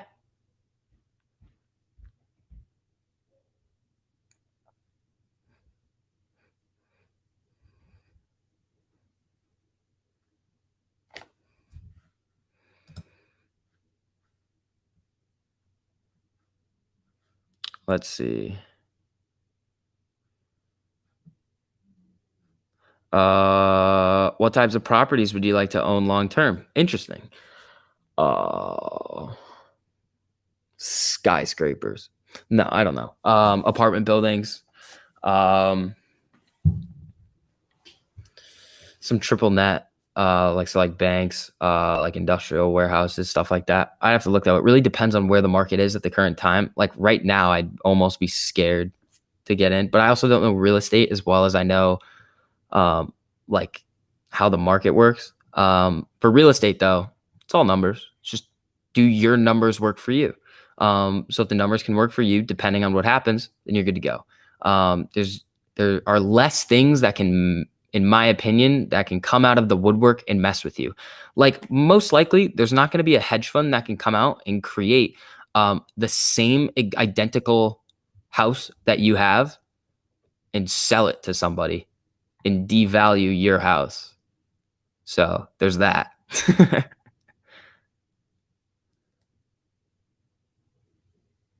Astrocycle theory is interesting to say the least. It's very interesting.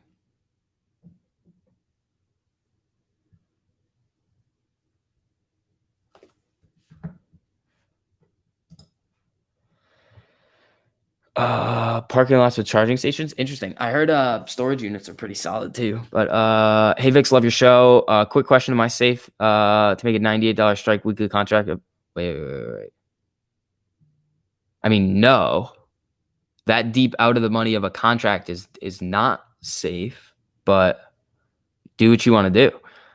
We could see a massive run up right now, and if that contract were to run deep in the money, you would make stupid amount of money. But it could not, and it could expire worthless, and you could lose all of your money. So be very careful with weekly options.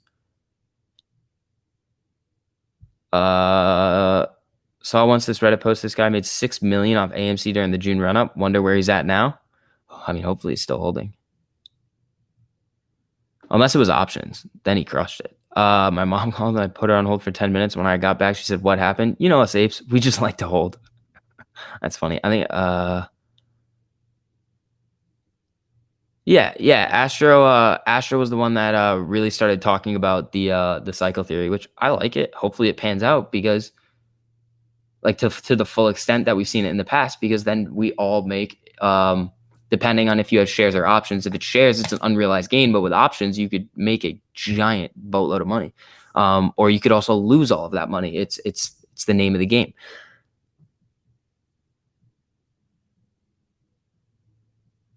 Do you think we can see a big squeeze happening this year, or there's no way of telling? Yeah, no way of telling. I've heard lots of good things about storage units. It's hard to even get in some parts. Yeah, I've heard that too. Can you hit on capital gains taxes? You tax less if you leave the money in the market and don't take it out right away. If you okay, I'm not a financial advisor, and I'm also not a tax professional. If you sell anything in a normal account, depends on what account that is, it creates what's called a taxable event. Now, depending on how long you've held that position, you're going to be taxed at either short-term or long-term capital gains. To figure out how that's going to affect you, talk to a tax professional. Do you have a video explaining how to buy, sell options and how it works in general? You have a couple. I might start making some more, and I'll like release them. Honestly, I'd probably release them to like members of my channel. I don't, maybe not. Nah, I probably wouldn't do that. Because people don't, not everybody wants to learn about that. So I would want to be able to just put it in front of everybody that wants to learn. Here's the other thing that I was thinking. This is what we'll do instead. We're not going to do any of that members only video crap. What we're going to do is on a Friday night, we'll probably do a stream and it'll be options only. And we will go over the basics of options. I'll try to get some more people to come on too. I don't know why I just waved at somebody to come over. There's nobody in here. I'll try to get some more people on. We'll go over trading strategies, what to do, like type of stuff like that, just for the people that want to learn.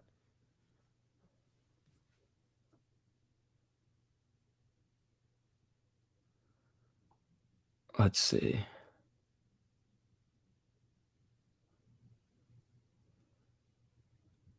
I've heard that there is like 8% of synthetic shorts, which sounds kind of low.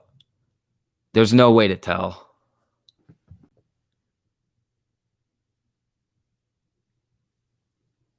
SCV, meet Kevin compared a short squeeze to squeezing all the juice out of a lemon. You squeeze it and it gets a run up. The hedge funds rehydrate the lemon and we squeeze again. Yeah.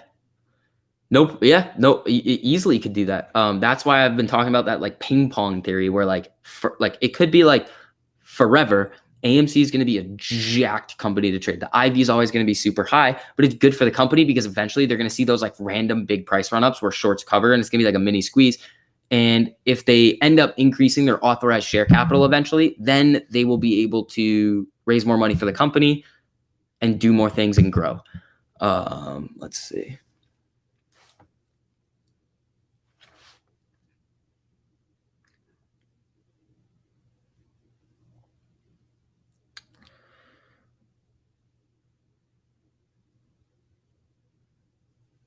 Sundays tend to get volatile around this time due to other world markets. Yeah. Oh, Riptide. Thank you so much for the super. I really appreciate it, man. Shout out to all you guys who send those in, all of you guys who are liking the videos, leaving comments, or if you just come in here to hang out, thank you so much. I really appreciate it. Riptide, thank you. Thank you for your work. Wish there was a way to toss a few bucks to the mods. They're the ones keeping things cool and keeping the FUD out. Yeah, the mods are awesome. Drop shipping is one of the easiest ways to make money, almost no effort involved. My skin vacuum store would disagree. And no, I did pretty well with that. But then the illness hit and I had to close down. Yeah, drop shipping is good if you can. The thing about drop shipping is that you need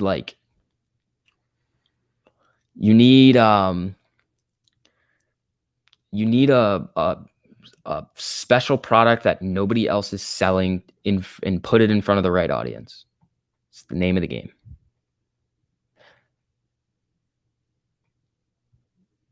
Hey Vix, I heard we hit 60 next week. Mary Jane. It's possible, but nobody knows. When are you going to Foxwoods again? I gotta figure it out. Honestly though, the next time I go, I probably won't. Yeah, I'm probably not gonna tell people I go.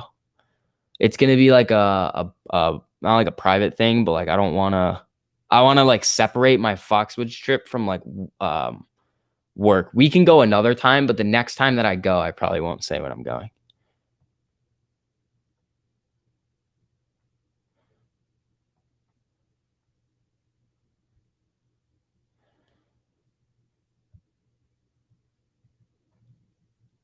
Let's see. Hey, let's see. I'd say Vix will hook them up when we squeeze, but they're holding two. Yeah. Been a while since I went there. Good times. Vix, what do you do with our super chat money? I buy AMC. Like the way YouTube works is we don't get any of it for like a month. Like it's like a month and a half. It's like longer than a month and a half. So like the stuff from like last month gets put into AMC. Yeah, I don't really spend money unless I'm buying AMC and stuff.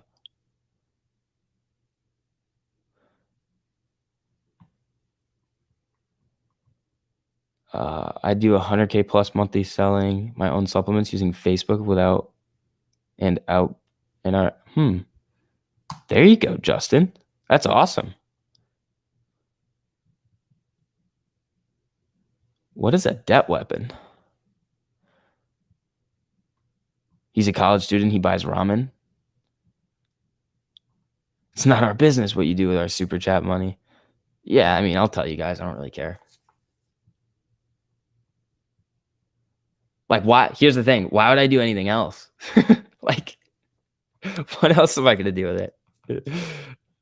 Like, oh, I talk about this all the time. I love AMC, and I think I'm going to like it. And I think we're going to have like massive price run-ups in the future. Like, what am I going to go buy? Like, okay, I'll buy Chipotle. I will buy Chipotle. I do that. But there's no Chipotle around here anymore. So it's just more AMC money. Oh, Liquid IV too. 007 is going to start labeling all his super chats Liquid IV money. Oh, fun fact. This is a new desk. And when my parents brought this desk here for us to set it up, apparently I had like almost 2 full boxes of Liquid IV at my house that I didn't know about. It was awesome. It was like I was so thrilled that, and the CVS here doesn't have lemon lime Liquid IV right now. So I was kind of screwed with tangerine for a little bit.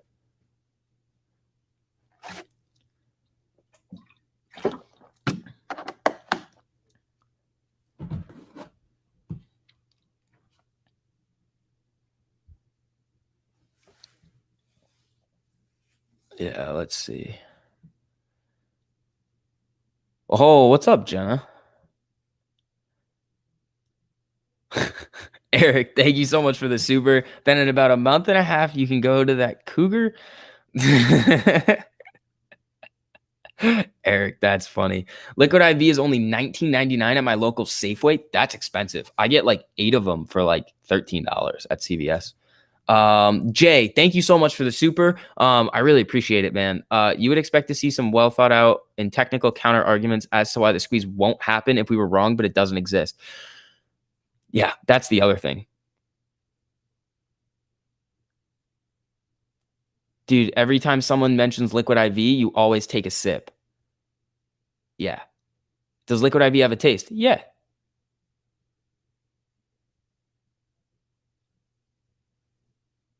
It's yeah, like lemon lime. There's a berry one. There's a tangerine one.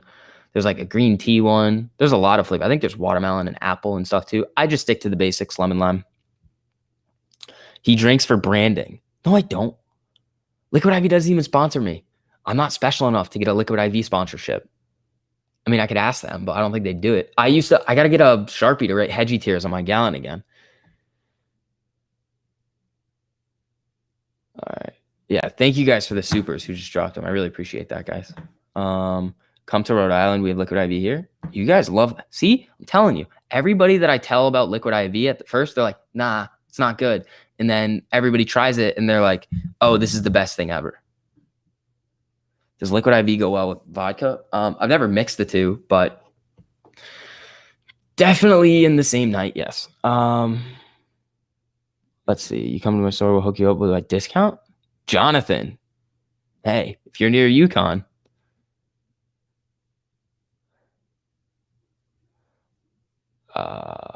Antic says, I'm not saying I'm rich, but I wake up to ostrich eggs in my omelet for breakfast, and I drink gallons of stem cells to keep me immortal. Antics, you're a wild boy. Just eat. No. Oh, Jeremy, I don't know about all that one. Not an actual IV, guys. I'm not that much of a crazy person. I used to be. I probably could have helped. Let's see. Yeah, keep dropping the questions, guys. Let's keep doing it. Only chemistry people will get. Yeah. Let's see. Can you bathe in Liquid IV? You can do whatever you want. I'm checking work tomorrow to see if we carry Liquid IV now. Oh my, Petey. Thank you so much for the super, man. That was a big one. Thank you so much. I really appreciate that. Thank you for all your knowledge. Have some tacos on me. Thank you. Wrench Capital would not approve of your love of Liquid IV. What's up, guys? Welcome back to Wrench Capital.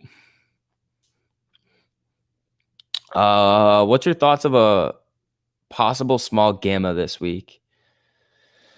We would have to get to. I'm only looking at this September monthly now. Let's see. We'd probably have to get to 55 for another larger gamma.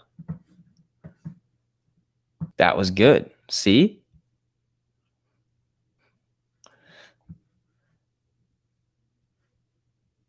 SCV, after the short squeeze, what will your stage name be? Eric, I don't plan on being on stage.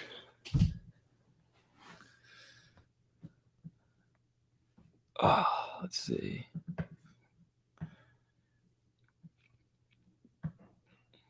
Oh, I thought Liquid IV was a type of vodka. Looks like it's expensive electrolytes. Yeah. Yeah. That is the one thing I do get. Dude, you sounded like Wrench. I know. I'm like good. That's like the one impression that I can do really good. Well, once again, I thought I accidentally clicked on a Wrench video. Yeah. I still haven't. Well, I only have like that first sentence down, and I haven't gotten anything else. It's very different from how I talk in my videos, though.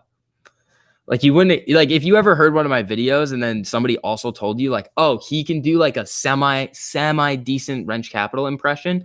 You'd be like, no, but I've got the range, I guess. Expensive electrolytes. I think we hit 50 this week and maybe squeeze gamma FOMO next week. Yeah, we could. Vix will be a ghost after the MOAS. No, I'll still be here. I'll be hanging around. We'll still be messing around. Oh, there's like people in the hallway. One question: when this squeezes and you want to sell, market sell, or stop? Market's just going to give you whatever the price is. You'll get a weird fill. Stop loss could be very interesting if there's volatility halts. But if you want to go for like the safest option to like guarantee your price or really close to your price, limit orders. Oh, 007 24 pack. Oh, that is so much better than me paying $13 for 8 of them. But SCV, you will possibly be on the stage if you get subpoena. Yeah, well, Let's hope that doesn't happen. I'll just be like, watch my videos. Like I just talked about the stock and never told people what to do. I literally just read filings and talked about how the market is silly.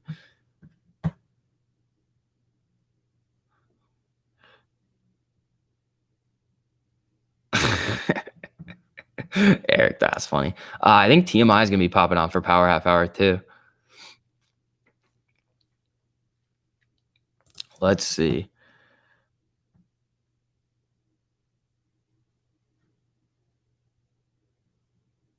Oh, so I have 51 options.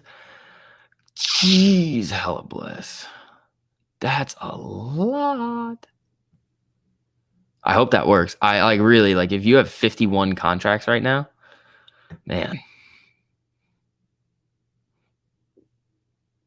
I swear I only told them to drink. Ah. All right, guys. I know what's happening. There's a weird thing that happens with this Wi-Fi sometimes. Are we back?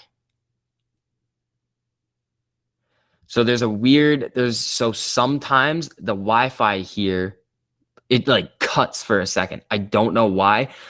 If it keeps happening, I'm gonna have to get this like a Ethernet cord and like a little like a port, like an extender, or like a adapter to like plug into the computer. Then it won't happen. Oh, I never left. Oh, it flashed on my screen that I went offline. So, all right, how high can the squeeze go? As high as it wants to. I never left. There we go. The shorts are attacking. Yep. They're coming after me now. It's fine. They can do whatever they want. Not going anywhere. Choppy for like half a second, but you're good. Yeah, see, I don't know what's going on there. And then this little this tab over here on Webull freaked out too. I wish everyone would buy more shares, not just watch the show and hold, keep buying pressure until the squeeze. Dan, yeah, a lot of people are in very different financial situations. So like nobody really knows.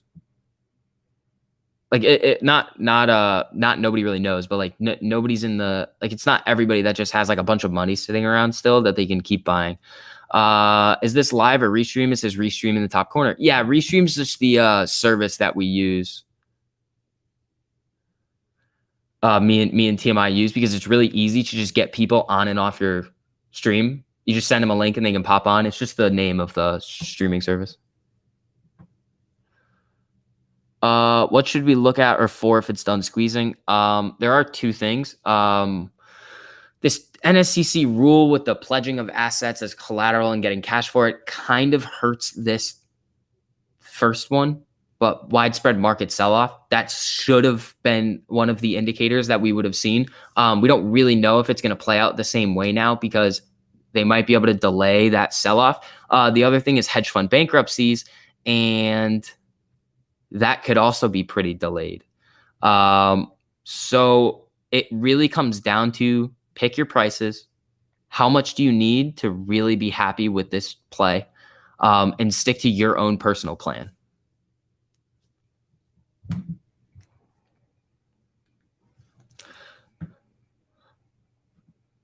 Mine isn't a financial situation. I want to stay at 1205 average. Hodl AMC. Here's the thing about that. When we squeeze, you might have a really low average and you'll show a really high percent gain. Here's the thing though. Would you rather be able to like flex or see a higher percentage gain or walk away with a higher dollar gain or a higher dollar amount from the squeeze? For me personally, I don't care what my average price is. It's higher now because I've just been buying. I just don't care. It's like, do I think that the shares that I'm buying at the current time are going to be worth more in the future? If the answer is yes, then I buy it. That's just me though. Oh my God. Me too says I had 14 calls at 31 for SPRT. I sold, or I think you're saying SPRT. I sold 7, made $35,000 back into AMC, still have 7 more. Oh, that is dirty. Yeah, it won't matter. Oh God, Eric, you gave it a hot 1 minute to that question. Wait, I'm pretty sure I shot this link out to people and it worked. I think I did. Yeah, it worked. Cool. Oh, what's up, Eric? Lower average helps keep me motivated and positive, though. Yeah, it's true. You're right.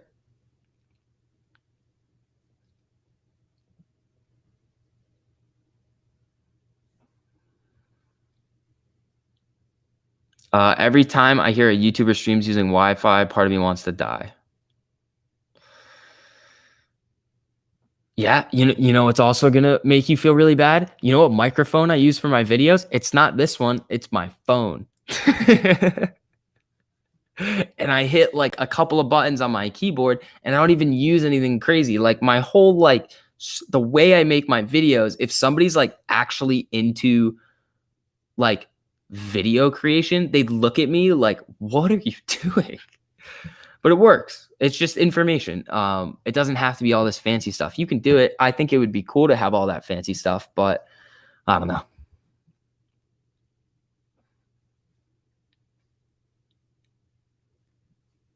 Ouch. That's funny.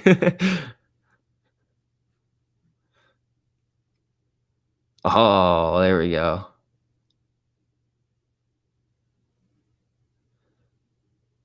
He won't buy a mic because he values the mic at 5 AMC shares. Oh no, I have a mic. It's right here. This is my mic, but it's just like it's just easier for me, I guess. And the audio quality is fine, so like why change it? It's just a lot easier. With enough supers, Vix can upgrade his dial-up. Oh, TMI, what's up, buddy?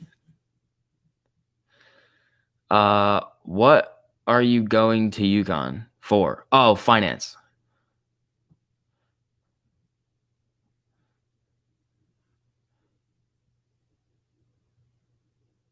Oh my God. Eric's been coming in hot with the power half hour questions.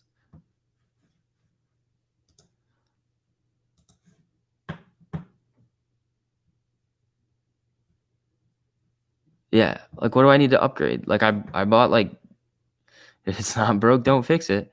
Yeah, okay. The first time that I tried to make a video on this computer, it came out like I thought like, oh, cool, 1080p.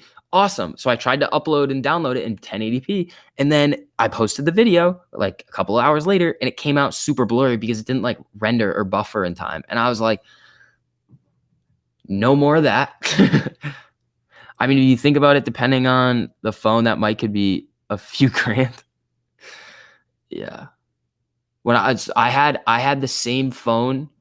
It was an iPhone 6S Plus, and I got a new one last fall. So I think that was like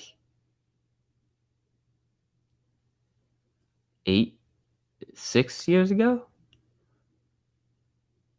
Ryan, thank you so much for the super. Vix's mic fund. Your awesome SCV, great info. Ryan, thank you so much, man. Bloop bloop. What's up? Check, mic check, 1 2 1 2. Can you hear me okay? Yeah, I can hear you. Nice. How's it going, buddy? Pretty solid. You guys geeked for this week coming up or what? Oh yeah, everybody's been very excited in here. I like it. I like it. I like it. I like it. How you guys doing? Tesla 1000 at the end of October. Ooh.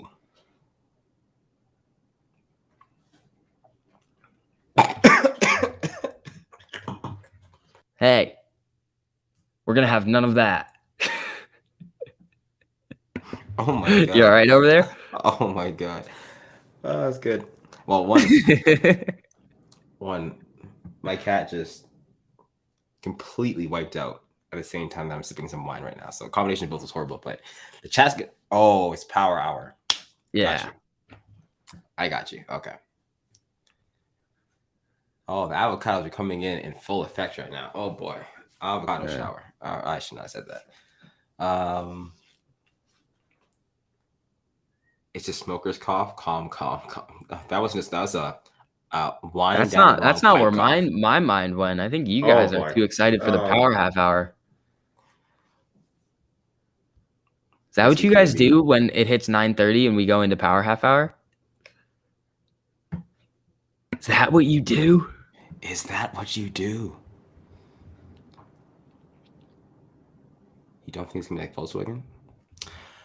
Oh, interesting. So, were you guys talking about the kind of squeeze that this would be?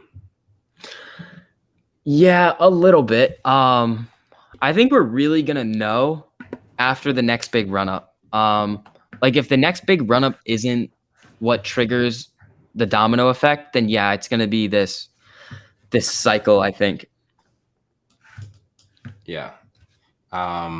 It's very interesting, right? Because like I would not mind at all if it took the price that people have on it is always different. But if it ends up taking like a year to get there, to get to stupid amounts of money, and we just go up, I don't know, 25, 50 bucks, $100 a month, $200 a month, like, I'm okay with that. I'm fine with that. That's a lot of freaking money. We're talking per share. It's not like it's just like $100 a month increase in your account. We're talking about per share. Yeah. That is substantial. That will probably have apes as the best portfolios on the market, period. Point blank, none in history. Like that's what it's gonna look like. The passive income opportunity of the decade. Yeah. It's like, remember when AMC was under 100? Oh, you got AMC under 100? That's what people are gonna be talking about. Oh man.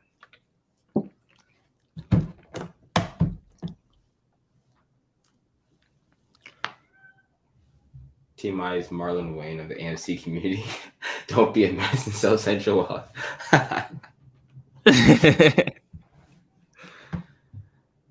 Oh god, that's good. So what stair-stepping sounds awesome. Quick question. Yeah. So what options are people looking at for this next upcoming I went weeks? on an options rant earlier. Oh, let's go. Wait, were you for or against options? Because apparently options I'm completely neutral on them. Completely neutral. Yeah. Do what you want to do. Oh, that kind of neutral. Like if you don't know how to trade options and you think it's gonna hurt by you messing it up, don't do it. But if you're gonna tell other people what to do, like stop. Like people know what they're doing and they're gonna do what they're gonna do. There's a lot of money to be made.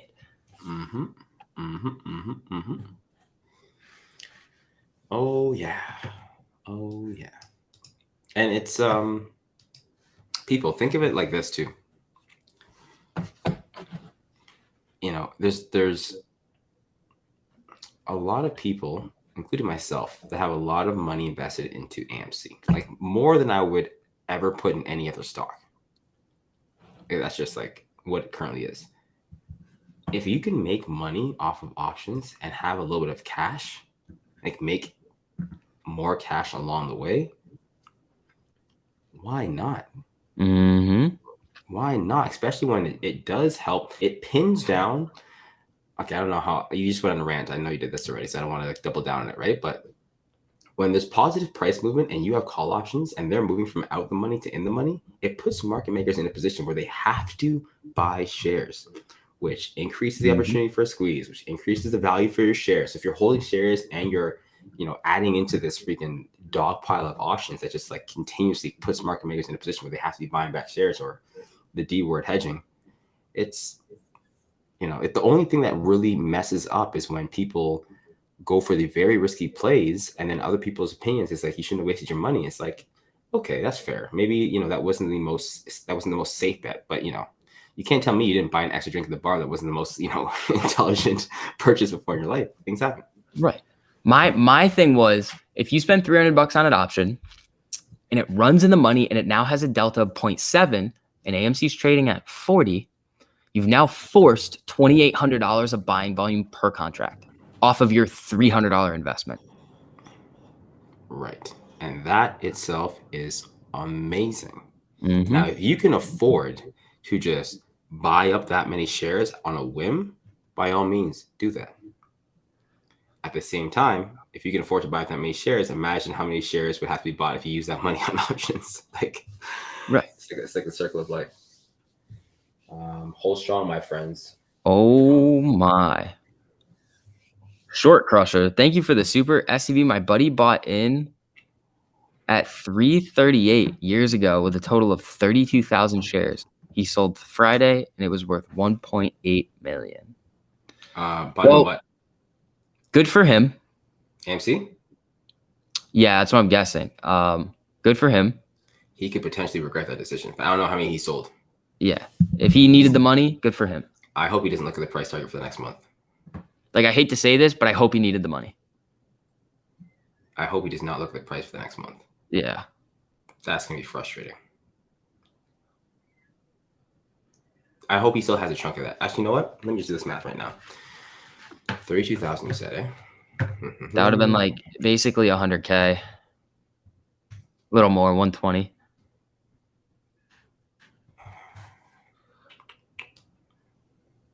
He sold for how much? 1.8 mil.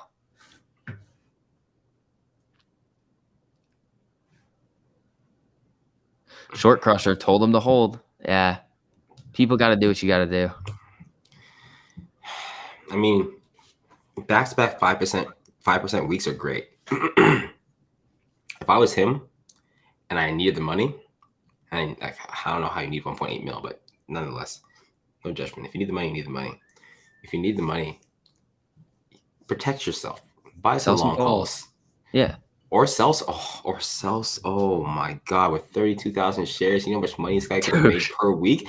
That itself is a full-time job. Just so we're clear, selling calls when you hold that many shares is a full-time job. Can you imagine selling yourself 3,200 worth of 3,200 contracts per week? Let's just pull up the option exchange to see what that would look like. 32,000. Let's just do it on the weekly. No. 32,000 shares, but 3,200. Yeah, 32. So that would be 3,200. Like 320. No, 3,200. Oh, dude. No, it would be 320. Right, it would be 320. Yeah. So that, let's just say you're going to sell to 50. And IV is low, so this is a 3K. You made 3K. So 3K, no, per week. That's 12,000 per month in perpetuity. Yeah. If the stock doesn't run. No. If the stock runs, he makes even more money because his price goes up. That's true. Like, it's a win. It's a win. My! You're just capping your gain. Yeah. Again, guys, but careful with covered calls. If you get exercise on them and you get assigned, your shares go bye. No more shares. So be careful. Yeah, it's just one of those things where it's like, if it runs in the money, buy more shares, or just sell the same contracts. Yeah. But hey, it's easy for us to talk about other people's money. Just so we're clear, that those are just examples, other ways of how to make money, like while you hold shares. But it doesn't mean you can do whatever you want, no judgment whatsoever. Just so we're clear. Collective Risk says he's putting all his profits into call options now, right? That's what I mean. Okay, that'd be cool. That would be gangster. If you put $1.2 million into call options, I think it was 1.8. Oh my God. If you put 1.8 million into call options and hit, that'd be like an NBA contract. Yeah, you could probably clear, depending on the strike and expiration, conservatively. Go ahead now. 50 to 70 mil. Now, how much did Stephen Curry get paid last year? 50 mil. How much did you make? 50 mil. You to Stephen Curry? You didn't even have to shoot any basketballs. You just click some buttons on your computer. That's it. Click, baby. You literally had to just buy, close your computer for a year, come back a year later, and sell. That's it. That was like one of the weirdest things that like when I started trading options and I hit some like a couple big plays, I was like, literally all I did was hit a few buttons. And then I was thinking about it. I was like, there is a specific set of keystrokes that I could hit on my device right now to have $1 million. I think about this daily. This is why I don't Isn't that crazy? It's like if you just think about like the screens and the keyboards and stuff, there's a combination of keystrokes that you can hit out there at market open that is going to give you $1 million. Oh yeah. T-Max Avocado says, run leaps with that money. Run leaps with that money. Someone did that. I saw a screenshot going around and he made 60 million. Oh, so I was close. That's gangster.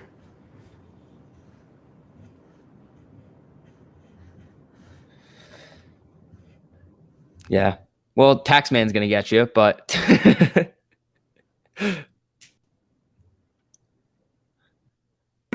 Taxman.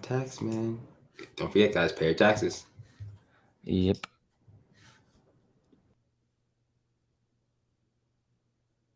Nope, not enough powder to make $1 million yet. Becky, technically that's not true. I'm just saying, like, there is a specific set of, like, a sequence of buttons that you would have to press. I'm recording, so think. You can. Right now, I'm gonna end up recording a series of trades during this next run up. Yeah. I'm not gonna post them. I'm not gonna post them until the run up has slowed down a little bit. I'm just gonna keep track people at the end. I'm gonna like the culmination of what it looks like, the wins and the losses over like two to 4 weeks. Mm-hmm. I thought about today. I was just like, okay, I'm gonna capture it. I don't want people to follow me, but I want to be able to capture what this looks like over a 4-week span. Like patience, not jumping in too early, not foaming when the price range jumps. Just see what it looks like. People, you guys can make short. I'll tell you. You can hit a few that will just change your week. Not change your life, but change your week, or your month, or your Christmas, or your summer, or your year, or your life if you hit a good one. You just never know. You never know which play is going to be that play. Because usually those are usually the ones that you have like a crazy high percentage gain on, you just never expect it to happen. There's luck involved. You're just right place, right time, boom. Dear Amy, tell your husband I do say everything twice. What was that last part? Everything twice. That one. I was going to put the same thing down in my intro twice. Like I was going to have certain things in the intro just repeat. And I was like, I can't quite get to make it sound good. But once I can find that right rhythm, it's going to echo perfectly. That's going to be cool. It will be very interesting. Blessed I speak devils too. I haven't listened to Donda yet. It's like 27 songs. I haven't listened to any of it yet. It's like, oh my, I can't do any research. I can't dig into anything over the weekend and listen to this long ass album. This guy is nuts. I mean, it's probably great. Don't get twisted. I'm not gonna hear the album, but 27 songs, my guy. You couldn't break this up into 2 different albums. Thoughts on Astro's theory? I like it. I'm open. I shot Astro a message. I was like, all right, look. Astro. I said, I'm gonna call us yin and yang. Okay. We're gonna play the opposite ends of this one. You're like he gets very pumped up, very excited. I'll keep things cool, calm, collected. I'm just gonna go with the perspective of let's see. I'm bullish. My money is with your theory. I 100% believe in what you're thinking. I also think we're at a good technical setup. I didn't say all this in detail, but just paraphrasing. But I'm just gonna say from the perspective of let's just sit back and see what happens. Let's not push too hard. Let's just see what happens. Because if it hits, who the fuck cares? Everyone's gonna be overjoyed, right? Mm-hmm. But like with me live streaming daily, I need to be prepared for the other end of that. Mm-hmm. Where if it doesn't, right? So it's kind of like, okay, let's just make sure we can keep things under control. Where if it's gonna be a green week and everyone's gonna be making money, no one's gonna complain. Right. Everyone's gonna be happy as hell.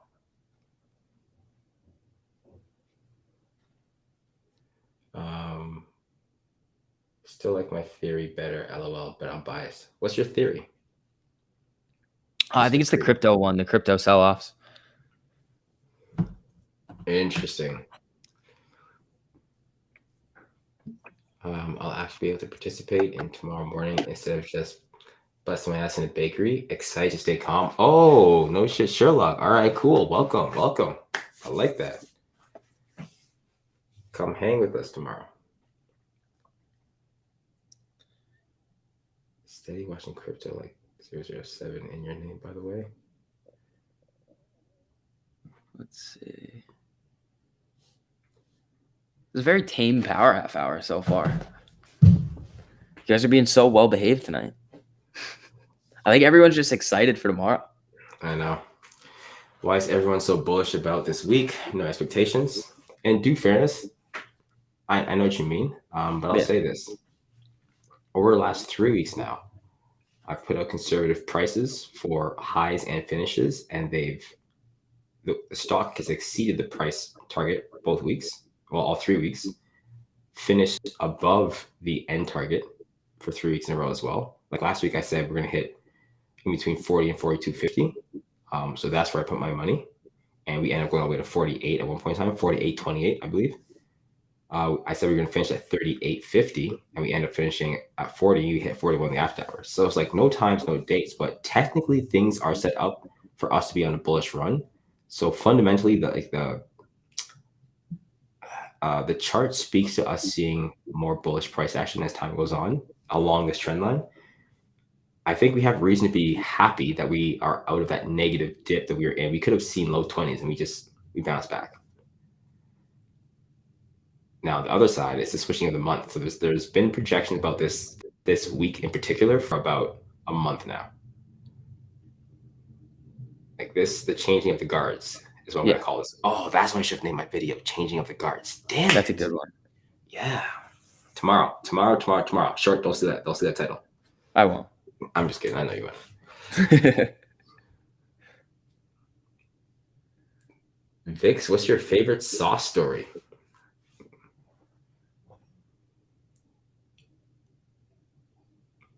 I'm gonna have to think about that one.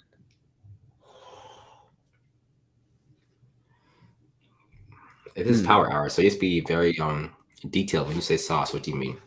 Yeah. End of gold into the blue. There you guys go.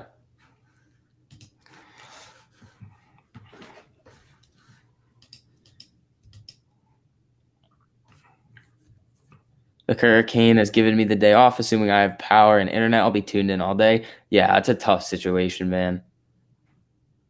Yo, isn't the fight on tonight between Yeah, Jake Paul and Tyron Woodley? Yeah, did that start yet? I don't think so. Interesting. It's probably late. Yeah, it's probably like 11 or something. Yeah, it's usually pretty late.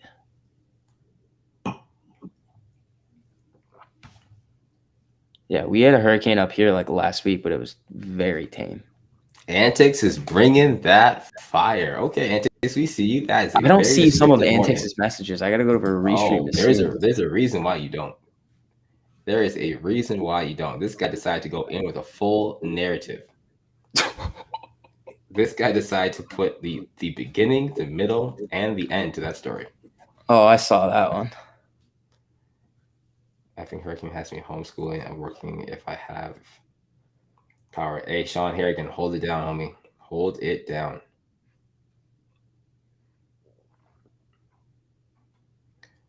What's up with the new partnership? Oh, the with the streaming service? Yeah, it's just AMC looks to be getting into a little bit. They're trying to make their AMC on demand platform even better. Very bullish.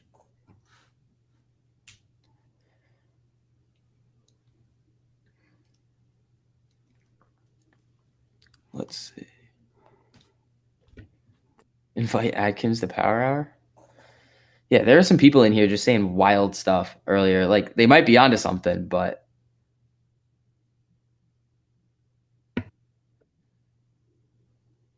it was Todd and Bob. They were going crazy. Tinfoil hat, they're the same person. Invite Atkins to Power Hour. Did Atkins hop in here? I think that was Adkins. Maybe it wasn't. Maybe it was somebody else. No. Oh, wait. Was he in here just now? I don't know. Yeah, I'd have to. He's a funny character. I mean, I had to block him from my channel, but I'm going to bring him back on Monday. It was just too much for Friday, and people were like in a good vibe. And he was just ruining it. But like, Oh yeah, I don't like censorship too much, so I have to bring him back.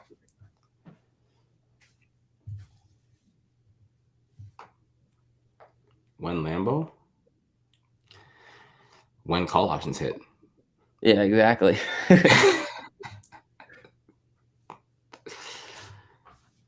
Let's see. Where's the other guy that used to? You talking about Rogue? Yeah, I think Rogue. Everybody's asking about Rogue. Rogue's good. He's just hanging out. Rogue is chilling. He's probably watching you guys right now. Yeah, he's probably lurking. Rogue, are you lurking?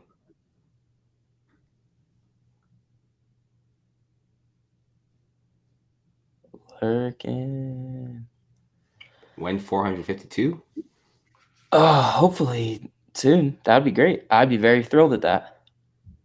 Mm-hmm. Fix, pull up some crypto or something. That 40 on AMC is looking the same. That's because it's after the market after hours would have closed, and it's also a Sunday.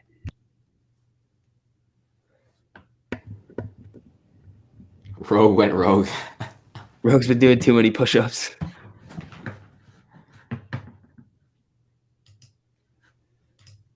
Do you think Adam Aron's Bitcoin appearance or acceptance is to open the door to using whatever other crypto project he was working on?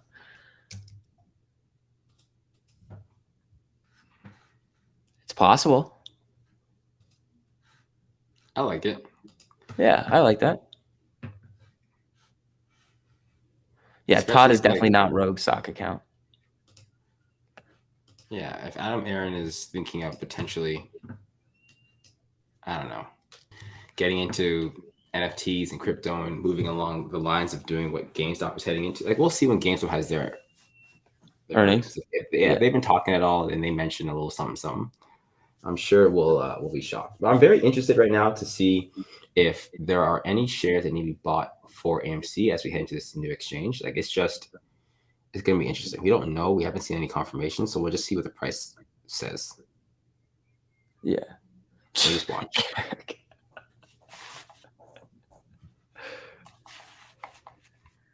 Dude, you guys send wild stuff. Sometimes it's so funny.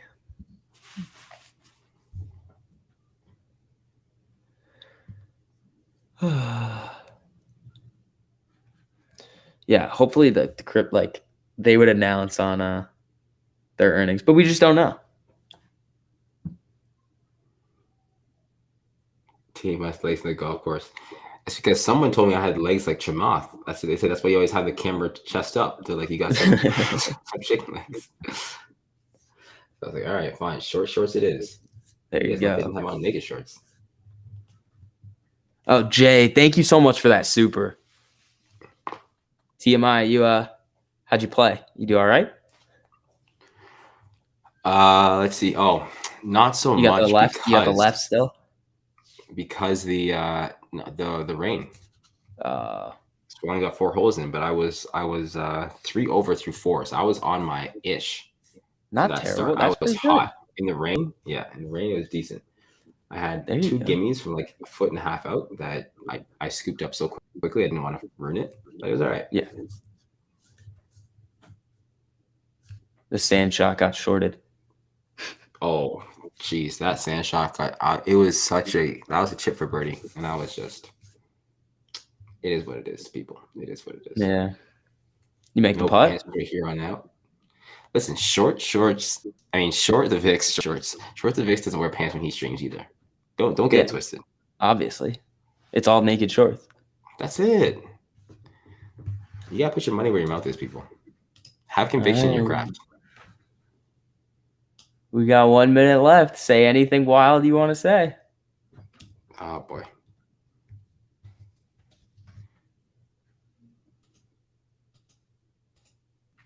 Let's see. TMI is actually Tiger Woods. Yeah, we knew this. Yeah, and I would not. Like that guy. Have you guys seen the stories about that guy? Yeah, exactly. That's you. Yeah, would not mind living that life at all. Except for the whole, like, you know, He's got a lot of after issues. the career. Yeah. Yeah. Last few years, I can skip over that. All right, guys. Let's have a good week this week. Everybody's feeling bullish. That's going to wrap up the stream for tonight. We got TMI, the Masked Investor, on YouTube. If you guys aren't subbed to him yet, what are you guys doing? Definitely go do that. He's streaming tomorrow. What time are you starting tomorrow? Sorry. Tomorrow's starting a bit later. Tomorrow will be on at 7 a.m. 7 a.m. Cool. 7 a.m. We're going to run until market open. Cool. And then masked_investor on Twitter and Instagram. So that's going to wrap it up for tonight, guys. Later. And drop some likes on the way out. Drop some likes on the way out.